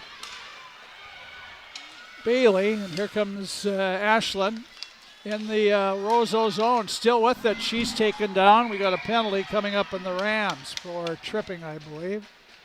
And Ashlyn's kind of slow getting up. She hit hard there as it wasn't just a normal trip. She actually flew through the air a little bit, and a minute 4 to go in the period. This looks awkward down there on the ice, like maybe hit a shoulder or something in her arm area, maybe, but that's just speculation at this point.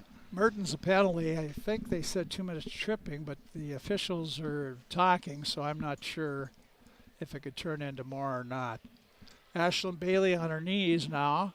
Dr. Canton and Steve Biermeyer out attending to her along with Coach Emily Meyer. And they're talking to Ashlyn, and she's bent back over now. And I have seen a major penalty called for a hook before, but never a trip. Oh, she's up and she's holding her left arm. 2 minutes for tripping is the call. Well, Ashlyn is barely making it to the player's box, so I'm not sure if she'll be back or not. Well, and I guess there is only a minute left, but they didn't bring her right to the locker room, so that's a positive. So maybe just a stinger or something that we could hope for. So we hope Ashlyn's all right. We'll find out as the game goes along. Out is Coleman with Seaver and Nelson. Back at the points are Swanson and Riley. Solheim, it comes back to Swanson. She goes to Seaver, back to Swanson. Her pass knocked down by Roseau. They get it out. Swanson got it back from Strutt. Now they knock it away again. Nelson with it. Morgan in the zone, cuts up the middle, poked away by Bufflin. Now Coleman comes to Solheim. Riley in the corner looking behind the net. And the Pirates got to get somebody in front. Here's Seaver going for it. She's behind the net. Jenna looks and comes back to Nelson. Morgan got by her. And she has to go back in her own zone. Has to be careful, though. She has Johnson on her. It's backhanded up by the Pirates, and Roseau will send it back in the Crookston zone, and that should pretty much do the period. 6 seconds to go in it. And the Pirates will flip it out to center, and that will end the second period of play. And well, that was a wild one. A wild 5 minutes and 40 seconds. We had 3 goals, 2 of them by Roseau. And they were trailing 2-0 30 seconds into the second period, but it might have made them mad because they came going even faster. Oh, that 2-goal lead, that's dangerous. And no, it's it was a tale of, it was a completely different period at different times there. The Pirates had a great start to it, but Roseau, I thought that entire first half of the second period really stepped up their game and were working extremely hard and causing the Pirates some issues. But then the Pirates got a power play about halfway through, and some momentum went back around and turned towards the Pirates. So they really did a nice job towards the end there. The Pirates did of kind of settling back down and getting some opportunities themselves. I thought the last half of that period, the Pirates had better opportunities.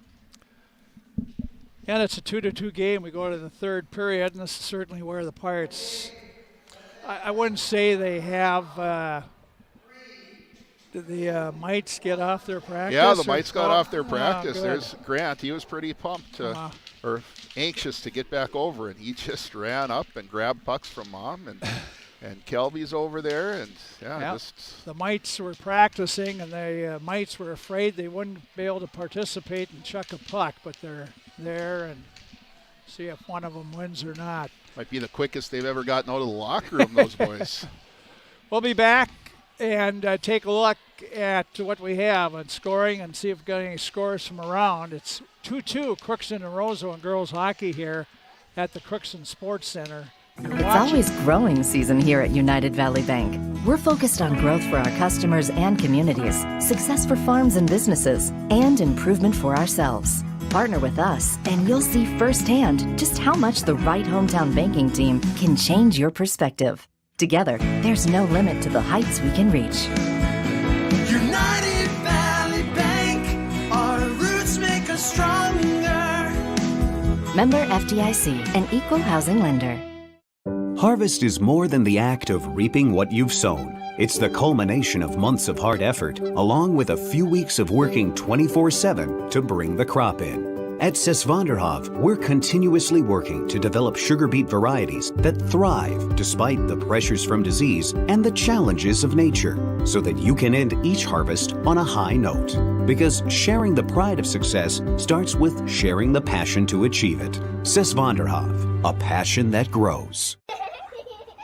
Tri-Valley Head Start Child and Family Programs offers child-centered, family-focused services in a community-based setting. The program provides health, nutrition, dental, mental health, family services, and parent engagement opportunities. Available for income-eligible children birth to 5 years old, as well as children with special needs, at-risk children, and families and pregnant women. Tri-Valley Head Start Child and Family Programs has centers in East Grand Forks, Grafton, Ada, and Crookston. For more information, visit tvoc.org. From shoulder to hand, hips to toes, and everything in between, the Riverview Health Orthopedic Team has you covered with advanced training and joint replacements, upper and lower extremity, spine, foot, and ankle care. You know you'll be in good hands with Drs. Spinell, Polkert, Stanky, Kim, Abasi, Shaw, and Sekundiak. For appointments, call Riverview Clinic at 218-281-9595. Riverview Health, exceptional people, exceptional care. Riverview Health. Grove Mechanical Incorporated is currently accepting applications for HVAC installers and service technicians. If you're mechanically inclined and extremely self-motivated, this would be a great job for you. Grove Mechanical will provide you with the adequate training to do the best job. They offer 40-hour work week, competitive pay, simple IRA with company match, paid vacation and sick days, health insurance, uniform, and company vehicle. Email your resume to gmi@rrv.net or go to grovemech.com to fill out an application, or you can drop off your resume at Grove Mechanical, 1001 Bruce Street, Crookston. You can make a sweet life right here in the Red River Valley with a career at American Crystal Sugar Company. Our shift schedule offers 14 days off per month, which gives you time for family, friends, the great outdoors, and everything else you enjoy about small-town living. Entry-level positions are available, and pay starts around $18 per hour. Apply today at crystalsugar.com and share in our sweet success. For all of your automotive service needs, call Christian Brothers Ford here in Crookston. We have a service team to handle all of your vehicle's needs. Does your vehicle pull to the right or left? Call and schedule an alignment today. Proper alignment saves gas and wear on your tires. We're here to take care of your vehicle repairs and maintenance. Call Christopher or Jersey in the service department at 281-1338. Make an appointment today with the service department at Christian Brothers Ford of Crookston, where we make it easy. Well, it's a 2-2 hockey game after 2 periods of play between Crookston and the Roseau Rams. Both with pretty much not identical records, but pretty close. The Pirates are 13 wins, 6 losses, and 1 tie. Roseau, they play a little tougher schedule, but they're 12 wins, 8 losses, and 2 tie. They play a lot of Twin Cities teams. And remember, Roseau is in Class AA. They could be in Class A, but every 2 years they opt up for 2 years to play in Class AA, and that says a lot about the classiness of Roseau, and they handle themselves pretty good in AA. Where they're always goading Warroad, why don't you go to Class A? But each school has to do their own thing. But Roseau does well. and both boys and girls, they play Double-A where they could play Class A hockey. It was 1-0 after one. Grace Fisher scored the goal in the first period for Crookston. They had a 1-0 lead. Then they came out, Pirates did, 28 seconds into the second period. And Addie Fee got the puck in her own zone. She got in to Roseau zone, coming 2-on-1 with Reese Swanson. She looked, and Pulowski gave her just a little spot to shoot at on the right side. One thing Addie Fee can do, she's maybe not as strong as she's going to be, but one thing she can do is she knows how to shoot the puck because she practices it a lot. And she picked the lower right side and beat Pulowski to make it an unassisted goal at 28 seconds, and the Pirates led 2-0. But as I said, it woke up Roseau. Less than a minute later, they came back to score their first goal, and that's their leading scorer, Memphis Mertens, a senior. And she got a pass from Geneva Johnson, and Mertens just ripped a nice shot that beat JC. So it was 2-1. Crookston had the lead. And then Roseau at the 5:40 mark tied it up, and it was Sam Peterson got the goal. And it was a nice pass to her and a nice shot by Peterson.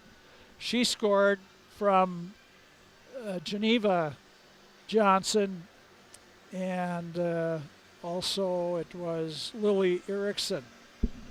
And that was a power play goal as well for Roseau. Morgan Nelson was off for a slash.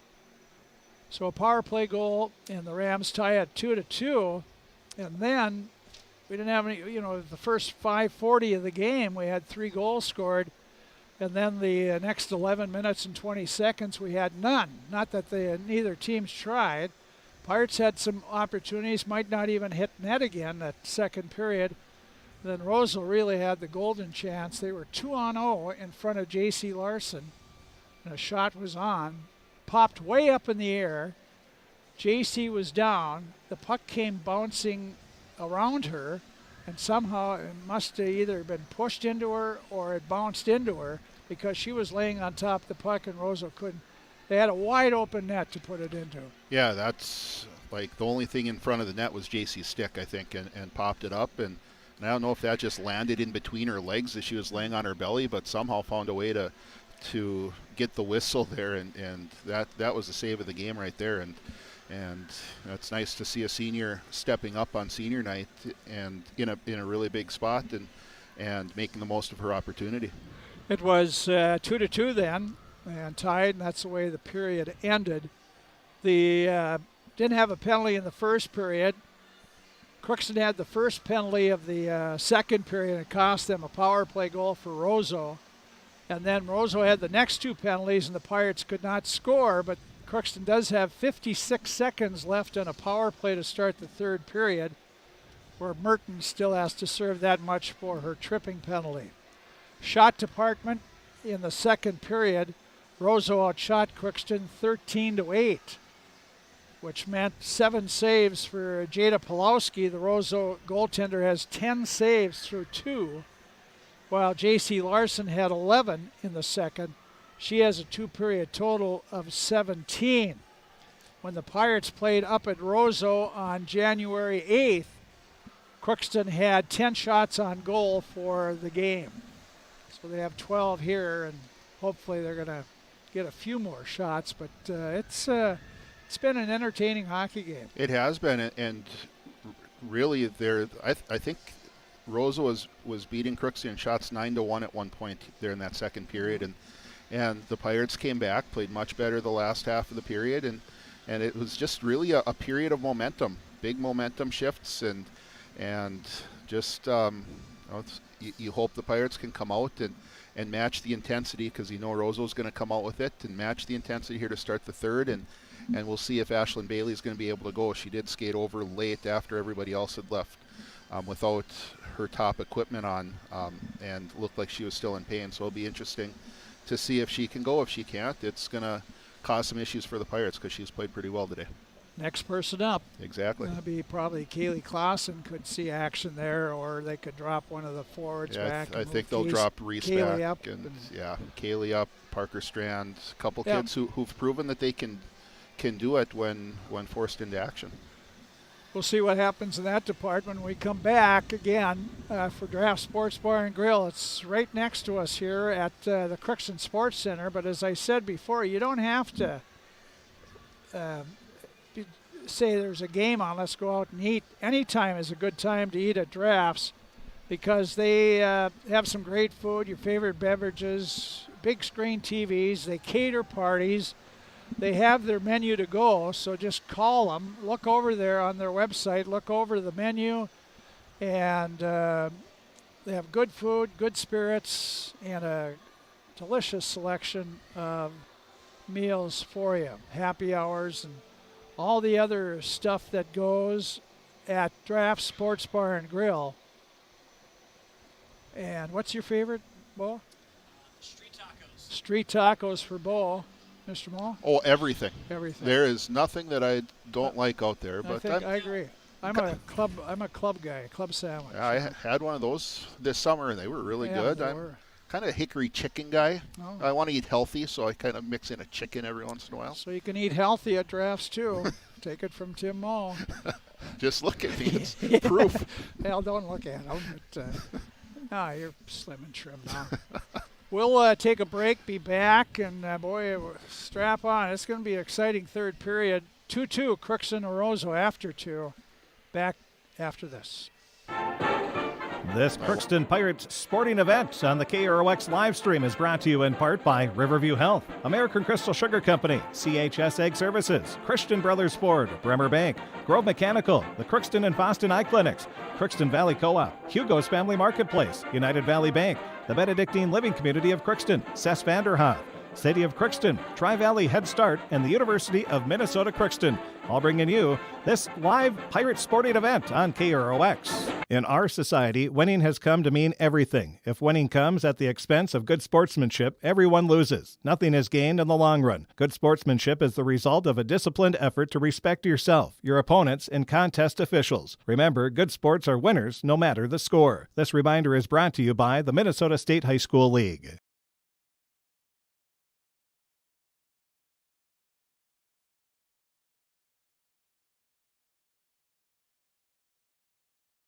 This is Judy Hulst, Administrator at Villa St. Vincent and the Summit Apartments. Over the years, we have seized the opportunity to make changes and improve the services we offer. Healthcare has taken on a very distinct evolution, focusing on post-acute short stay and return to home. It is our privilege to continue to serve our community with a continuum of care ranging from assisted living, memory care, post-acute short stay, and extended care. We are so grateful for the support of Crookston and the surrounding communities. In this season of reflection, please know how very proud Villa St. Vincent and the Summit Apartments are to serve our community. Shopping for groceries is easier than ever with Hugo's Family Marketplace. To simplify life, Hugo's offers convenient online shopping with delivery or curbside pickup at gohugos.com. Even better, shop on the go with the Hugo's Family Marketplace smartphone app. Download e-coupons, recipes, grocery lists, weekly ads, and place your grocery order right from your phone. Save time and save big with Hugo's Family Marketplace, your hometown grocer since 1939.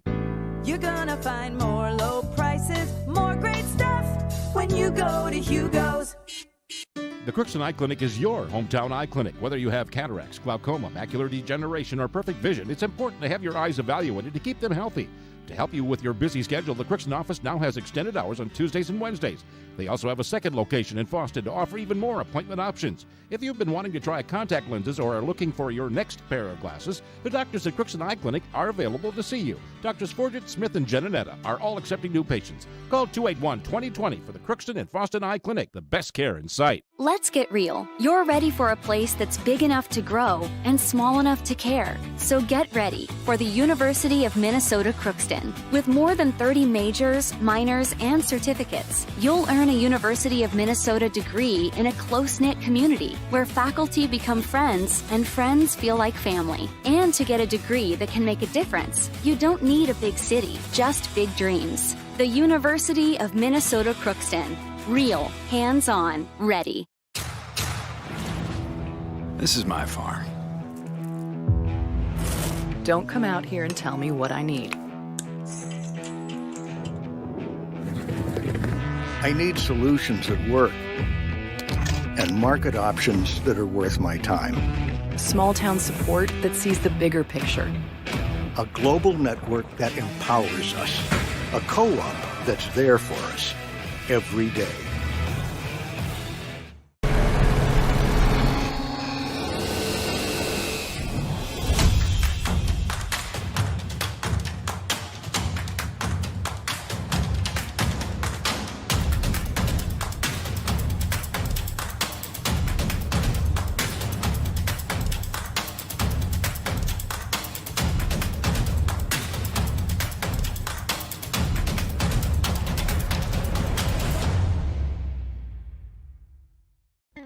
Crookston Valley Co-op would like to thank all of their customers for their patronage this past year. When making plans for the next growing season, look to CVC first for all of your seed needs. CVC carries Dynagrow, Pro Seed, and Peterson Farm Seed, as well as SeedX Beet Seed. For all of your planting needs for the next growing season, including seed needs, call Sean at CVC today to lock in the earliest discounts. Call 281-1178. Crookston Valley Cooperative, here to keep you growing. Well, you can see the two teams are out there, just stepped on the ice. We got 17 minutes of regulation hockey, girls hockey to play here. They haven't solved anything yet. It's a 2-2 hockey game. After two, Crookston, Fisher and Fee scoring. Roseau, it's Mertens and Samantha or Sam Peterson. You can see the Pirates there. J.C. Larson is up or on her one knee and talking to her goalie teammate, Kaylee Magsom. Not sure how they're going to work that, but one would suspect Kaylee will get the Devils Lake game, and then who knows, maybe they'll split east side or something for the playoffs, get ready for it. Or Yeah, I guess JC's, you look at her statistics and how she's playing now, she's not going away. I think going into the season, you would have thought Kaylee Magson would end up running away with it, but JC's really stepped up in her opportunities, and she's been the surprise of the year, no doubt about that. Her play. Oh, exactly, yeah. and like she's another kid who has. We were talking before the game about the managers. Kids will do anything for the program, and she's another one. She played defense when we needed her to play on a JV team and step up and play goalie here the last couple of years. Pirates on a power play, but the Rams get the puck in the Crookston zone. Swanson digs it out, lays it for Seaver. Seaver over to the far side. Riley Solheim got it to center to Coleman. Coleman, she couldn't dump it in. Johnson comes back by herself in the Crookston zone, puts it behind their net. Swanson just got by Hubda there. Now in her own zone. Solheim to Solheim, up for Coleman, a little too far, but it's back in the Roseau zone. After it is Coleman, but Roseau, and out they come. I've tried to anyway, but Hubdo has turned around. Both teams at full strength now. This is Bufflin. Behind her net, up pass, tipped by the Pirates. Here's Tull going back for it. She banked it into the boards, but it went nowhere. Now here's Roseau, a backhander in front. And a backhander by Lily Erickson went wide. Cassie Solheim tried a one-hand out of the zone. That's not going to work. Here's, and Fanning was on it, was Wallace. Leaves it there for Bennick. Rattles it around the boards, and that'll be icing on the Pirates. Oh, and they're waving it off. This linesman does not like icing calls at all. They got to get home. Got a hot date or something. Here comes the puck out to center. Roseau, they took advantage of a non-icing call in the second period for a goal. This time the Pirates get control of it. Swanson up to Fee, gives it back up for Sanders, and she tips it in the Roseau zone. Pirates change up. Roseau now, and Crookston runs right into the and backhanded in by Sanders. After it, Fisher couldn't get it. Roseau They come out of the zone. And tipped away. Roseau again with it. This time they'll send it in the Crookston zone. That's Generva Johnson. Here's Roseau working their way in now. Taken away by the Pirates. Out they come to center ice. Fisher knocks it down. And Roseau back. Sending it in the, taking it in the Crookston zone. Here's a long shot that goes wide. Here's Tull trying to backhand it out.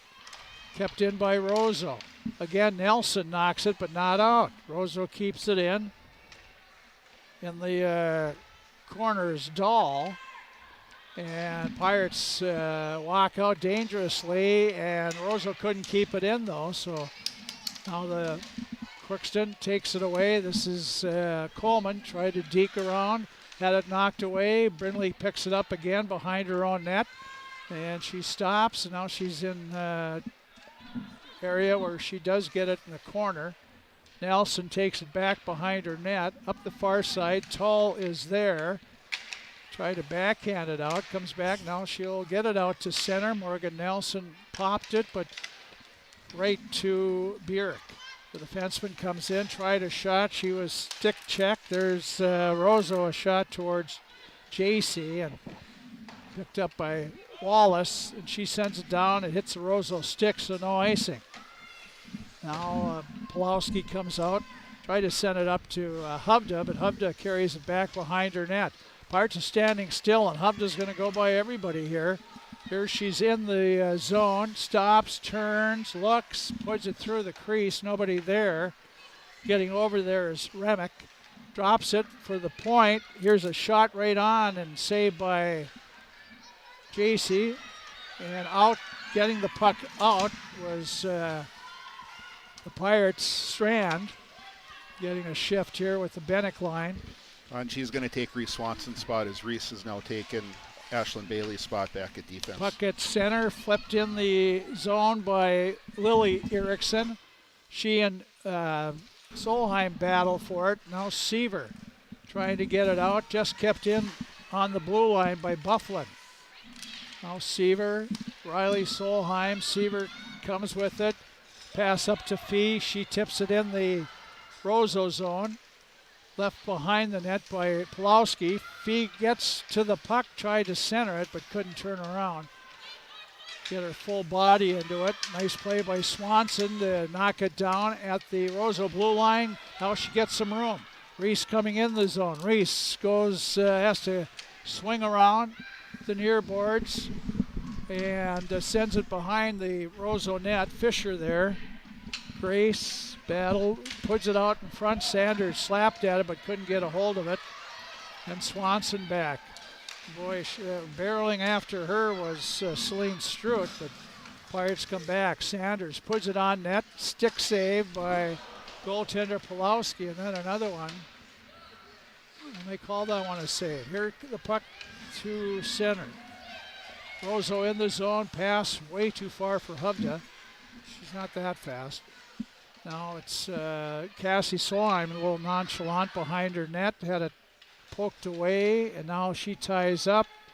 We got two Pirates and two Roseau players, and Roseau's Hovda is really battling Coleman there. Now it pokes out. Nice move by Cassie Solheim to get away. Now to Tull.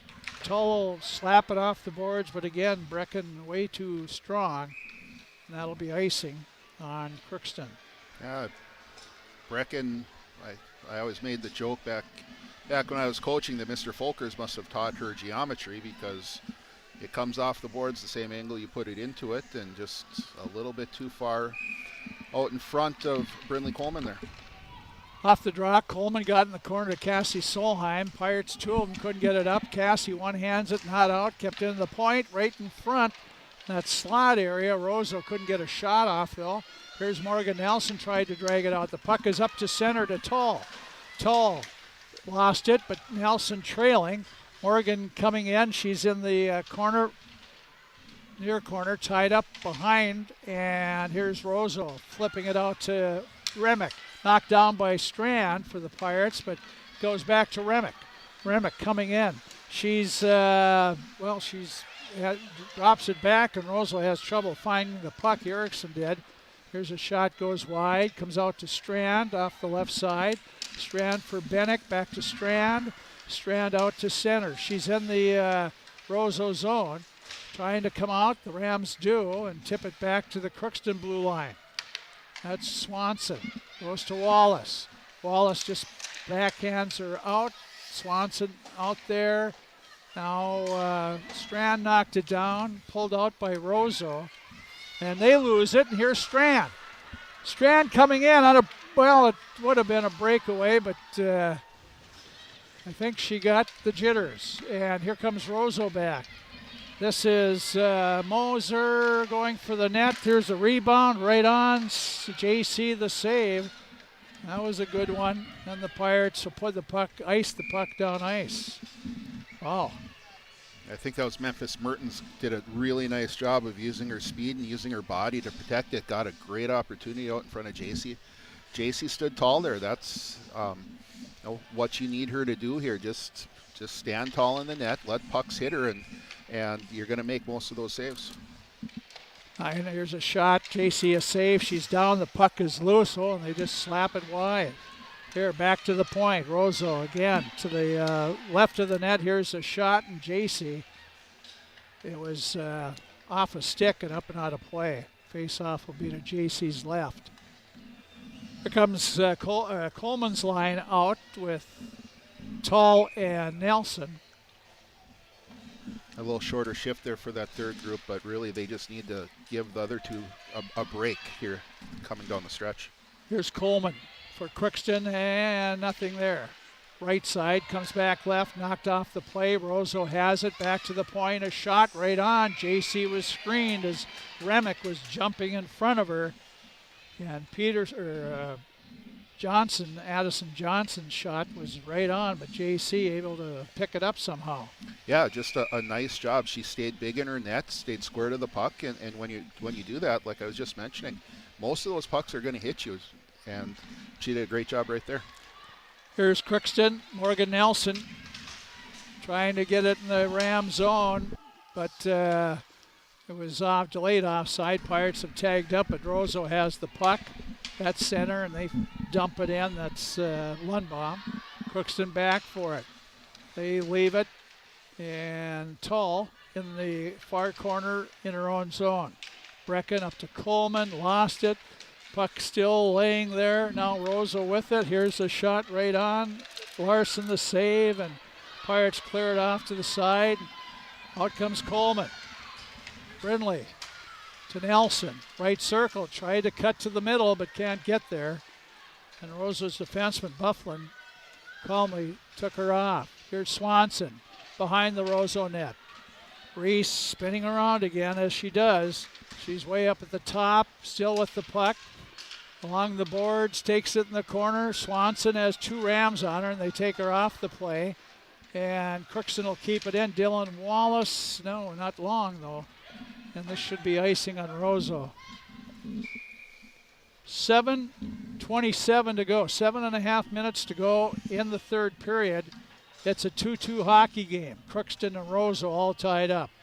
And really a better start to that period by the Pirates. Pretty even period so far. It's going to come down to maybe a bounce here at the end to see who's going to end up winning this. Bennick on the draw, ties up. Roseau has the puck. That's Bjork.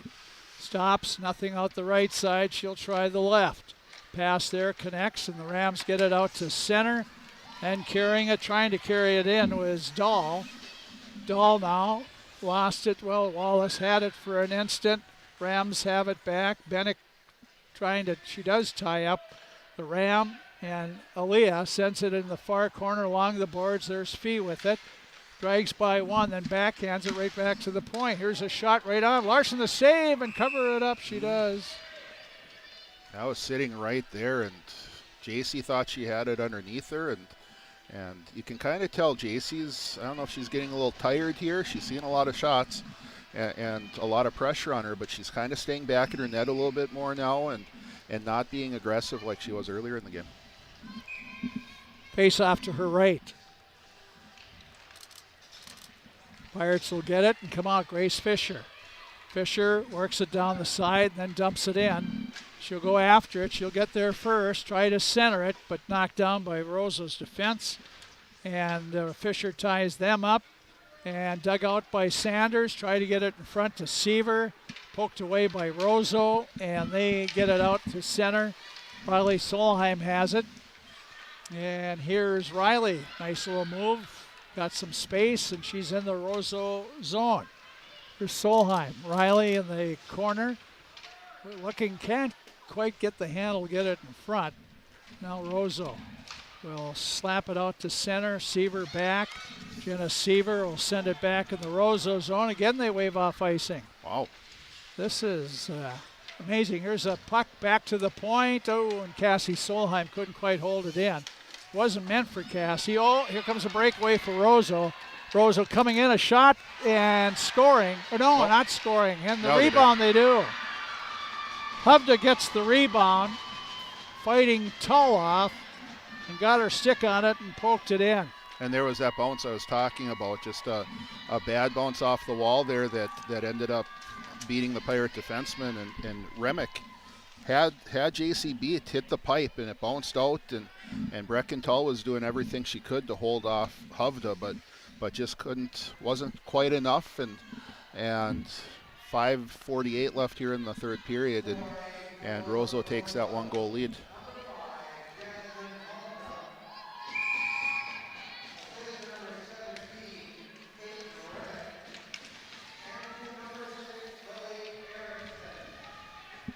Lily Erickson and Remick get the assist on Jasmine Hovda's goal.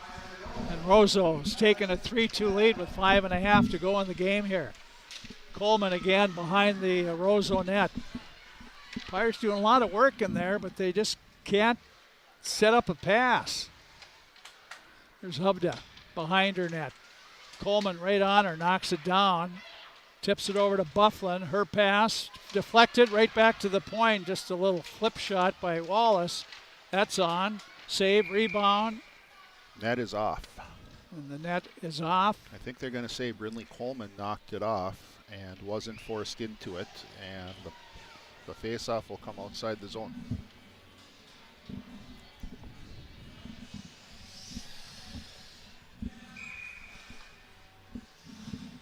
Bennick, Fee, and Strand. They drop it. Comes out, squirts out. Really to center to Mertens. Fee falls down. Puck Mertens. After it, Geneva Johnson. Still behind the Crookston net. Pass out to Strand. Wasn't expecting it. Off the mark and back behind the Crookston net goes Swanson. Reese after it to Fee. Fee waits, looks, and lost the puck.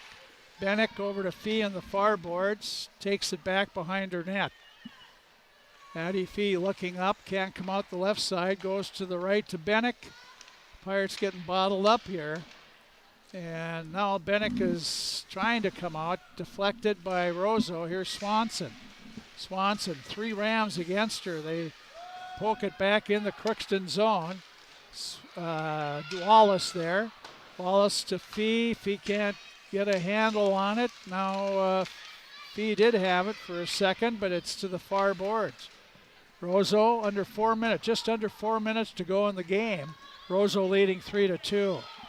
For the Rams, this is Hovda coming in. Hovda walking right up the middle. She's on the backhand, goes to the forehand, gets a pass to Remick, rebound, sent away, and now the Pirates will ice it. Icing on Crookston, 3 minutes and 40 seconds to go in the game. It's 3-2, Roseau. Pirates really got bottled up there for a good minute and a half, and had a lot of tired bodies out there, and now we're going to see 3 minutes 40 seconds face off in their own zone. It's important to win this. Yep, Seaver's lying out there. Here's the puck dropped. Roseau had it, has it. Here's a shot. It doesn't get to the net. Now the Pirates off the boards, but that's not going to get out. I'll try the other side. Riley Solheim slides it up the far side for Fisher. Unable to grab it. Puck is slapped into Cassie Solheim. She'll get it out. Cassie leaves it off and backhanded in by Seaver. Roseau behind their net. Turn around and try to come out. Pirates pinch, but the puck was lost. Sent in by Crookston, and the Pirates change here. 2:50 to go in the hockey game. Roseau with the 3-2 lead. Pirates picked off by Tall.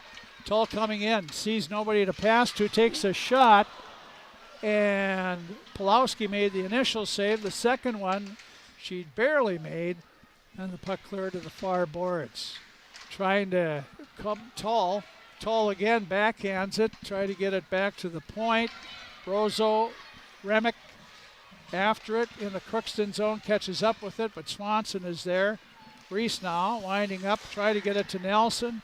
Picked off by Roseau. Here's Hovda, slides it in the crease area, and the Pirates tip it out. Here's Morgan Nelson now. 1-on-1, Morgan coming in, cuts to the middle on the backhander, and Pulowski makes the save and the rebound. She covered up.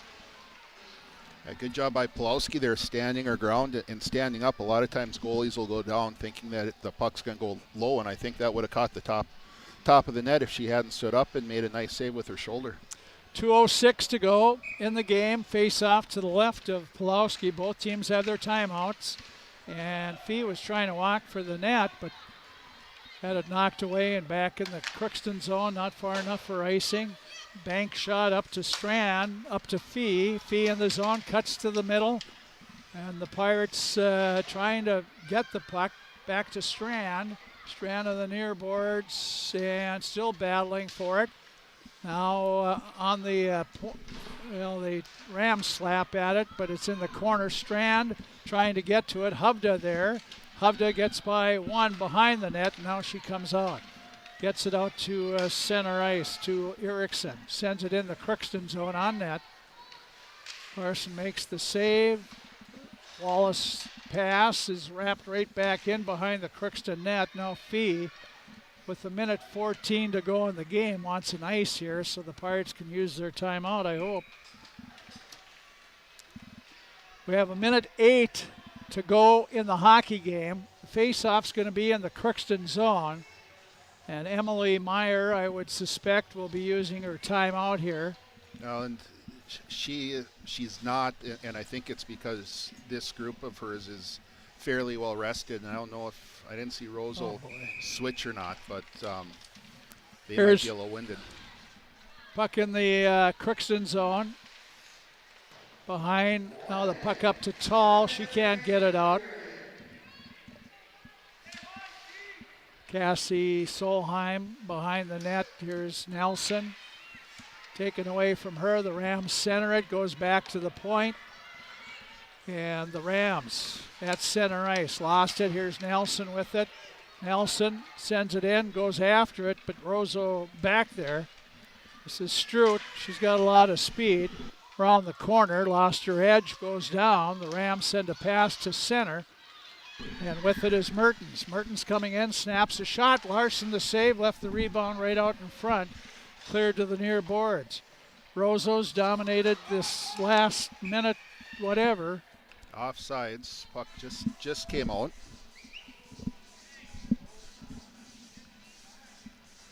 Not really a chance to get J.C. Larson off the ice. Well, they had the puck in the Crookston zone the whole time, so somebody needed to rest, I think. Here's the puck sent back to center, dumped in by Roseau, and that could about do it. Here's Cassie Solheim tripped up, but there won't be much time left. A penalty coming up on Roseau, and it'll come with 0.6 seconds to go in the hockey game. Logan Crudum is running the clock, and I blame him for 0.6 on the clock. Not a whole lot can happen here in 0.6. Although face-off comes down into the Roseau zone, and maybe quick right off the face-off might be the only option here. Billy Erickson 2 minutes for tripping. Puck dropped, and there goes the horn to end the game. It was a good one, with Roseau scoring the only third period goal. Jasmine Hovda on a rebound. at 11, well, with 5 minutes and 48 seconds to go in the game, and Roseau comes out victorious. Yeah, and I think if you're a Pirate fan, you are, or the Pirates are going to be pretty happy with how this all ended up.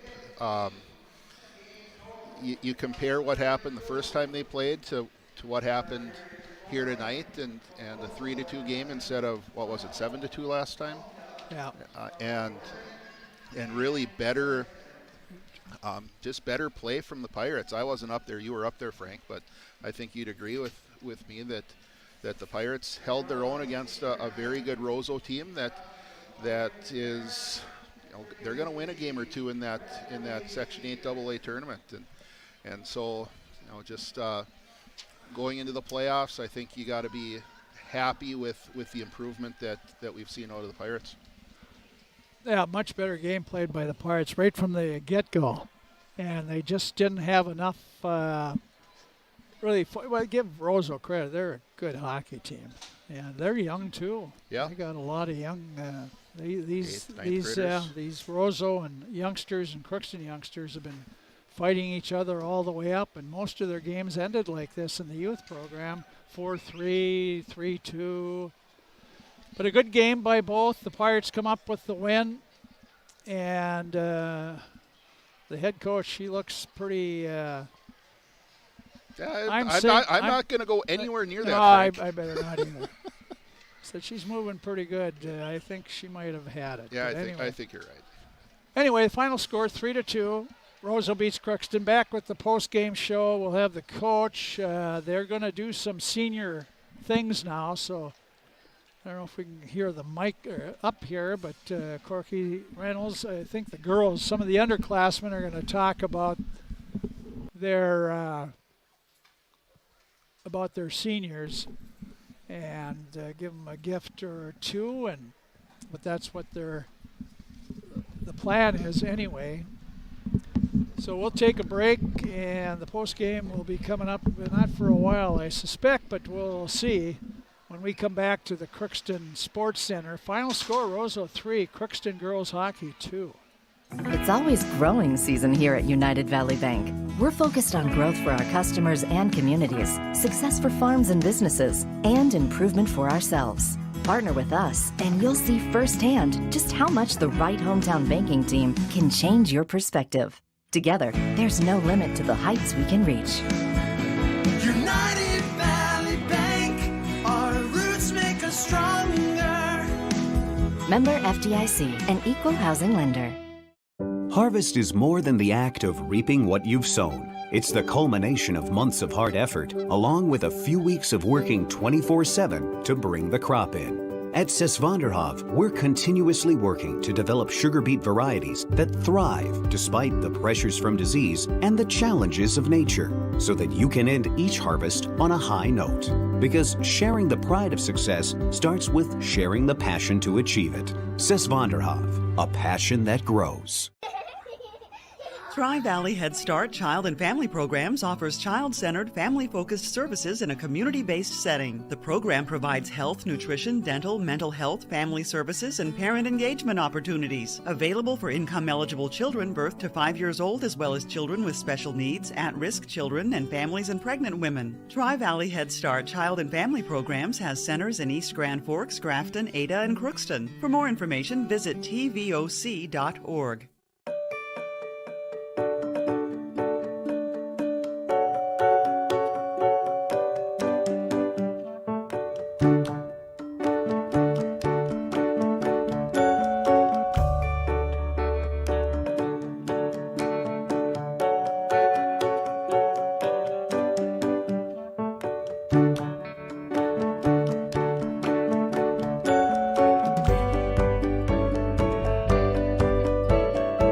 Mechanical Incorporated is currently accepting applications for HVAC installers and service technicians. If you're mechanically inclined and extremely self-motivated, this would be a great job for you. Grove Mechanical will provide you with the adequate training to do the best job. They offer 40-hour work week, competitive pay, simple IRA with company match, paid vacation and sick days, health insurance, uniform, and company vehicle. Email your resume to gmi@rrv.net or go to grovemech.com to fill out an application, or you can drop off your resume at Grove Mechanical, 1001 Bruce Street, Crookston. You can make a sweet life right here in the Red River Valley with a career at American Crystal Sugar Company. Our shift schedule offers 14 days off per month, which gives you time for family, friends, the great outdoors, and everything else you enjoy about small town living.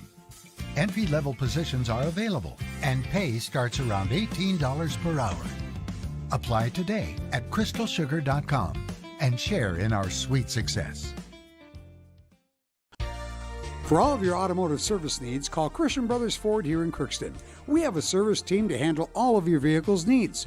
Does your vehicle pull to the right or left? Call and schedule an alignment today. Proper alignment saves gas and wear on your tires. We're here to take care of your vehicle repairs and maintenance. Call Christopher or Jersey in the service department at 281-1338. Make an appointment today with the service department at Christian Brothers Ford of Crookston, where we make it easy.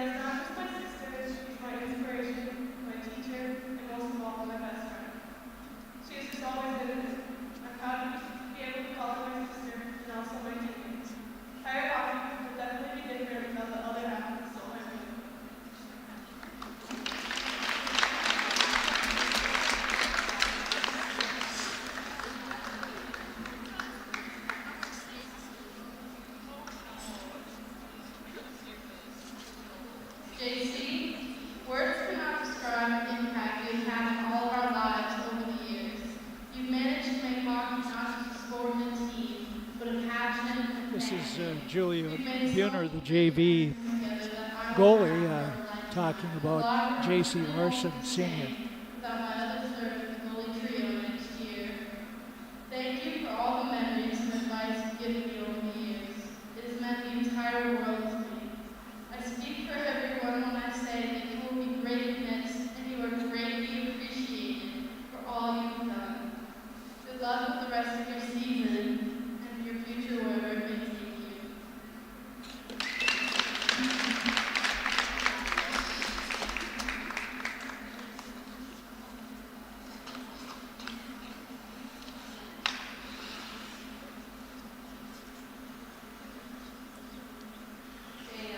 Well, we have always loved you, Donna. So, Donna, I'll be honest, I do not know you very well, but I wish I knew you more. I wasn't in hockey for long, but when I moved after playing on the JCM varsity team, I was very nervous to be with older girls, and it's great to see how they have treated us young girls. But I'll always remember that it wasn't so bad because you were next to me and included in treats. We would talk and laugh, and we got to play on the same line with each other a few times. We may not have been top players, but we tried. I thought you were a good player and encouraged me. Fast forward a year or two. We are both done playing as team managers in hockey. It was sad to see you not able to play, but it was fun having you as another manager with us. I hope you are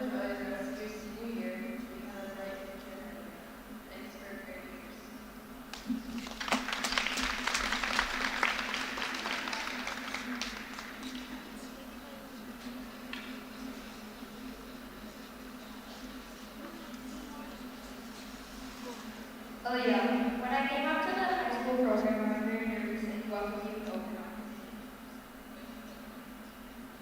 Through everything but pushed me and are constantly pushing me and my buttons, of course. Especially with those corny jokes and the one time we thought Antarctica was part of the U.S. Wow, yeah. I'll never forget our runs to the Grand Forks just to get Starbucks, or the late night conspiracy theory talks about how the government is rigged. And of course, when I first moved up to forward on you and Addison's line. You are a beautiful, intelligent, determined, hardworking young woman. I'm so proud of the person you are and the person you aspire to be. I know you are going on to bigger, better things that are 13 hours away. But don't forget about us back here, buddy. I'll miss you more than words can say. I love you.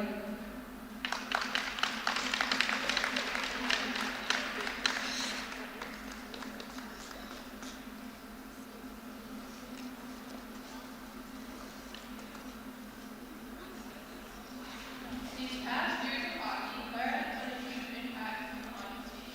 She's always there to help, whether we need her on or off the ice. If we need help finding something, she always knows where things are. If we need something when we are on the ice, she's always willing to go get it, even if she doesn't really want to. Clara has made our life easier and less stressful, especially at games.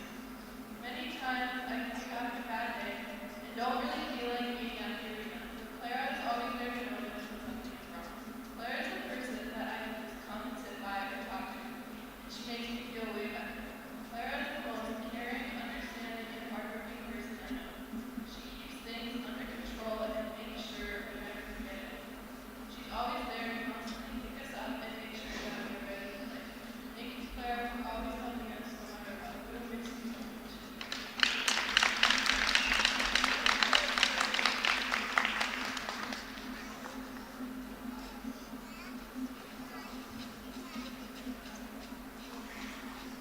Sammy, I never realized that time would go by so fast.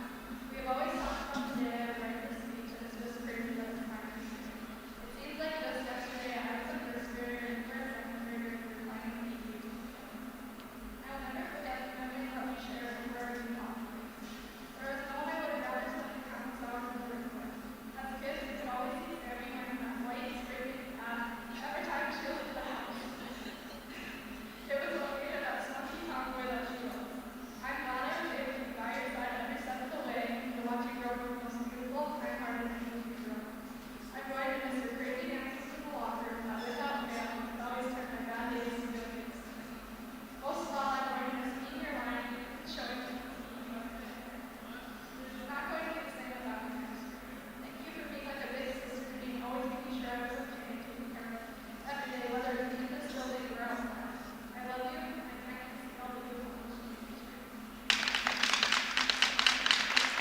That's Grace Fisher talking about her senior line mate, Samantha Sanders.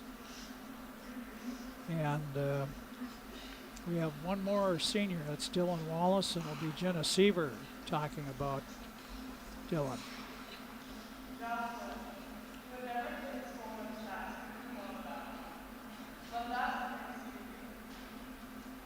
Your mom drops the neck.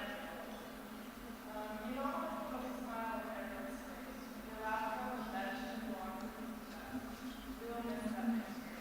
Playing hockey with you has been so much fun. Keep teaching you. We can't wait to hear your next question of this life. We love this.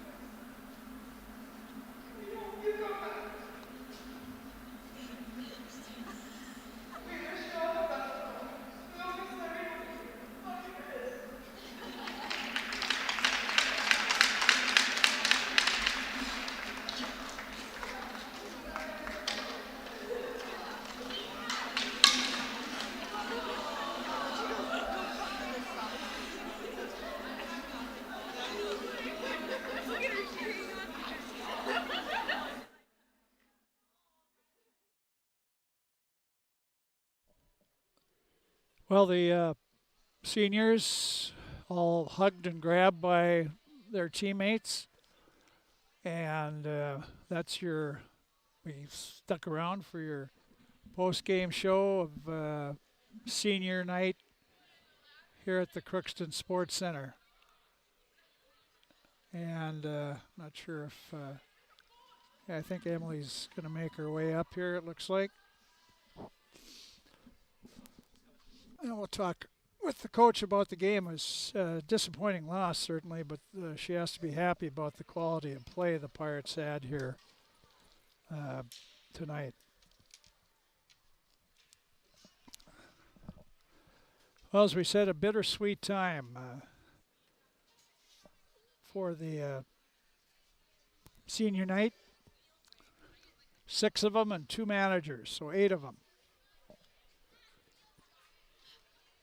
And the coach for the Pirates joins us, Emily Meyer. And the Pirates lose 3-2. Roseau came back from 2-0, tied at 2-2 with 11:20 to go in the second period. They scored the only goal with 5:40 to go in the game and won it 3-2. Pretty good hockey game. It was. I mean, the girls played hard, and it was a battle all the way to the end. And, it kind of stings a little bit to lose on senior night for these seniors because they've really worked hard this season. And, they just deserve everything. So. Well, they sure showed the improvement. I mean, you got beat 7-2 up there, and you come back and really came out. The thing you did here that you didn't do up there is you came out firing on all cylinders as well. Yeah, and I mean, I think that caught Roseau a little bit off guard. I'm sure they weren't expecting that and didn't expect for us to be able to catch up to their speed, but I think we really contained them a lot, and we played most of the period in their zone, which was really great. We just needed to keep shooting the puck a little bit more and test this goalie. Then a bonus, you get your third line out there. And, I'm not saying this is what you say to your third line, but most of the time you say to your third or fourth line that just don't get scored on. Well, it's a bonus when they score, and Grace Fisher did. Yeah, and I mean, that line of Jenna Seaver, Sam Sanders, and Grace Fishers, they've really been playing some good hockey lately. I mean, having Grace score that goal, I mean, it was just a big momentum shift. And, I put a lot of trust into that line that they can compete with anyone that I put them out there with. And I think that really showed tonight. We had 7 whistles in the first period. That's what we came up with. And 7:45 without a whistle. 7 minutes and 45 seconds in that first period. See, I thought that period kind of flew by because it was all of a sudden there was only a minute left, and I couldn't believe that. Yeah, we had it 1-0 game, and that's something that Crookston hasn't done to Roseau in a long time. I mean, that was just a victory in itself. What did you like about the first period? What did you tell the girls going out the second period? I mean, I love to see that we were firing on all cylinders. I mean, we were moving the puck, we were skating fast and skating with them, and being able to control it a lot in their zone and make sure that we were all over them when they tried flipping the puck even through the neutral zone to get a break. And, we went into the locker room thinking, well, after that first period, it's just we got to stick with them. Because the moment that we start letting up and playing on our heels, that they're going to capitalize. And, we had to come in thinking that it was still a 0-0 game. Well, you took 28 seconds to score in the second period. Addie Fee came out, and she came in a 2-on-1 with Reese Swanson, and we had a perfect angle of it. Addie looked, and the Belowski girl gave her just a little spot lower right-hand side, and that's where she put it. Yeah, I mean, it was a beautiful shot. And, it was nice to see Addie go up top. I mean, that's something that she doesn't normally do all the time. It's usually a quick wrister in the midsection, and seeing her go up in that corner was really good. I mean, she played it perfectly with the 2-on-1, has made the goalie think that she was going to make that pass, but Reese wasn't an option. She took that shot, and she shot it well. So you're up 2-0 there, and I think you made the gals in the green and white a little mad because they even started storming faster, and wasn't even a minute when Merton scored. Yeah, and that was the thing that we should have been prepared for a little bit. Like we knew that they were going to turn it up at some point. We just didn't know when. And I mean, we kept our composure even after that first goal was scored, and then we started to kind of play on our heels a little bit. And when we play on our heels, we start running around, and then we start having some breakdowns in our zone. But I thought JC did an absolute amazing job in net tonight. She did. It was a game really of, we say when you play Roseau, there's no time and space. You have to flip it out, do something right away, or you're lost. And I think Roseau found out that when you play Crookston, that can happen as well. Yeah, I mean, and they did a really good job. It was almost like 2-3 girls on someone trying to break it out of our own zone. And I mean, and I kept telling the girls that if we get stuck in our zone, we just got to ice it out. I mean, I'd rather take a whistle on an icing when we get a face off in our zone than us to just wear ourselves down a little bit. So that was just a tough one. They got a power play then, the second goal of the second period. Your only penalty of the game. Yeah. Well, by golly, they scored a power play. Yeah, and that was something that we started to hang our heads a little bit on. I mean, it was a nice one-timer shot, and there's nothing you can really do to stop that when she's in the slot and with her stick on the ice, and it was just a quick, nice one in there. So what was your plan in the third period? What did you want to do? I mean, it was a 0-0 game. I kind of told the girls where it came down to what we wanted it to be. It was, if we wanted to win this one, then we all needed to step up and play for each other and play for the seniors even. It just, I mean, we came out, but I don't think it just went in our way. It didn't. They scored, it's 5:40 to go in the game, and they scored, and she was held in check for most of the game. She's only an 8th grader, but she's quite the player, and Hovda scored that winner. Yeah, she did. I mean, kudos to them. They have some really talented players, and I mean, we competed the whole game, so there's nothing that I can really be upset about or for the girls to hang their heads about, because I mean, if it comes down to it, is we haven't been that close with Roseau in a long time, and that's what I kind of told the girls. And before going out in the third period, is it's been almost 10 years, over 10 years or so that Crookston's beat Roseau. I don't even know, but I mean, and that's just a team that the fact that we competed and played all 3 periods and it was so close of a game, I think that's a victory in its own. Yeah, well, you certainly could have won. Could have, should have. Yeah. I'm sure you could throw that out there, but yeah, you played all facets. Ashlyn Bailey went down in the end of the second period there. What's her condition? Yeah, I mean, she took a hard shot into the boards, favoring her shoulder a little bit. She just really got back to it, being 100% today. So, I mean, it sounds like it just has something to do with like a little separation. Hopefully nothing's broken, but yeah. I mean, it was nice being able to move Reese Swanson back in that spot. It's always nice to have that utility player kind of in my back pocket, and getting to call Parker Strand up, and I thought she played a really good game and stepped up. Well, the whole team really played a great game and stepped up. Just wasn't the right side of the scoreboard there. You've won 13, lost 7 now, and you'll learn more off this than you will probably Saturday afternoon. You host Devil's Lake, and I see I looked. They're not the Satans anymore.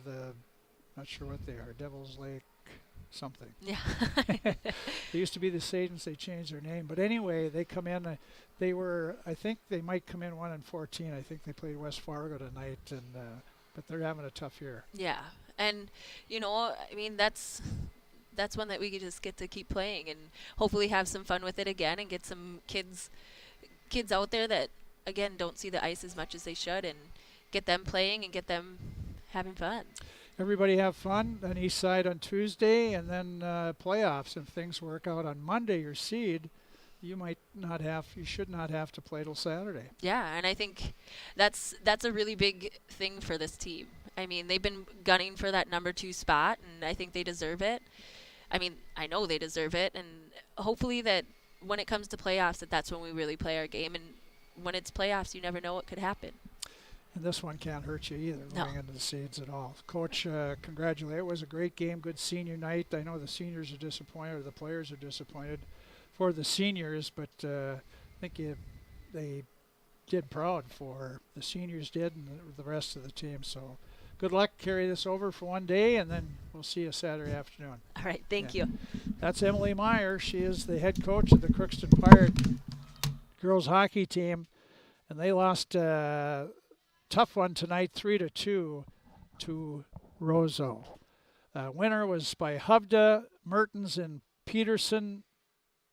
Scored as well for Roseau. For Crookston, it was Fisher and Fee, the Fs. Scored for the Pirates, and they will try win number 14 here on Saturday. We'll have it on the radio, and we'll have it on our video stream as well. So it'll be on both starting at 12:30 here. Crookston and Devil's Lake, North Dakota. Firebirds, I think. Is that their name? Firebirds. Yeah, they changed it to the Firebirds. So we'll have that.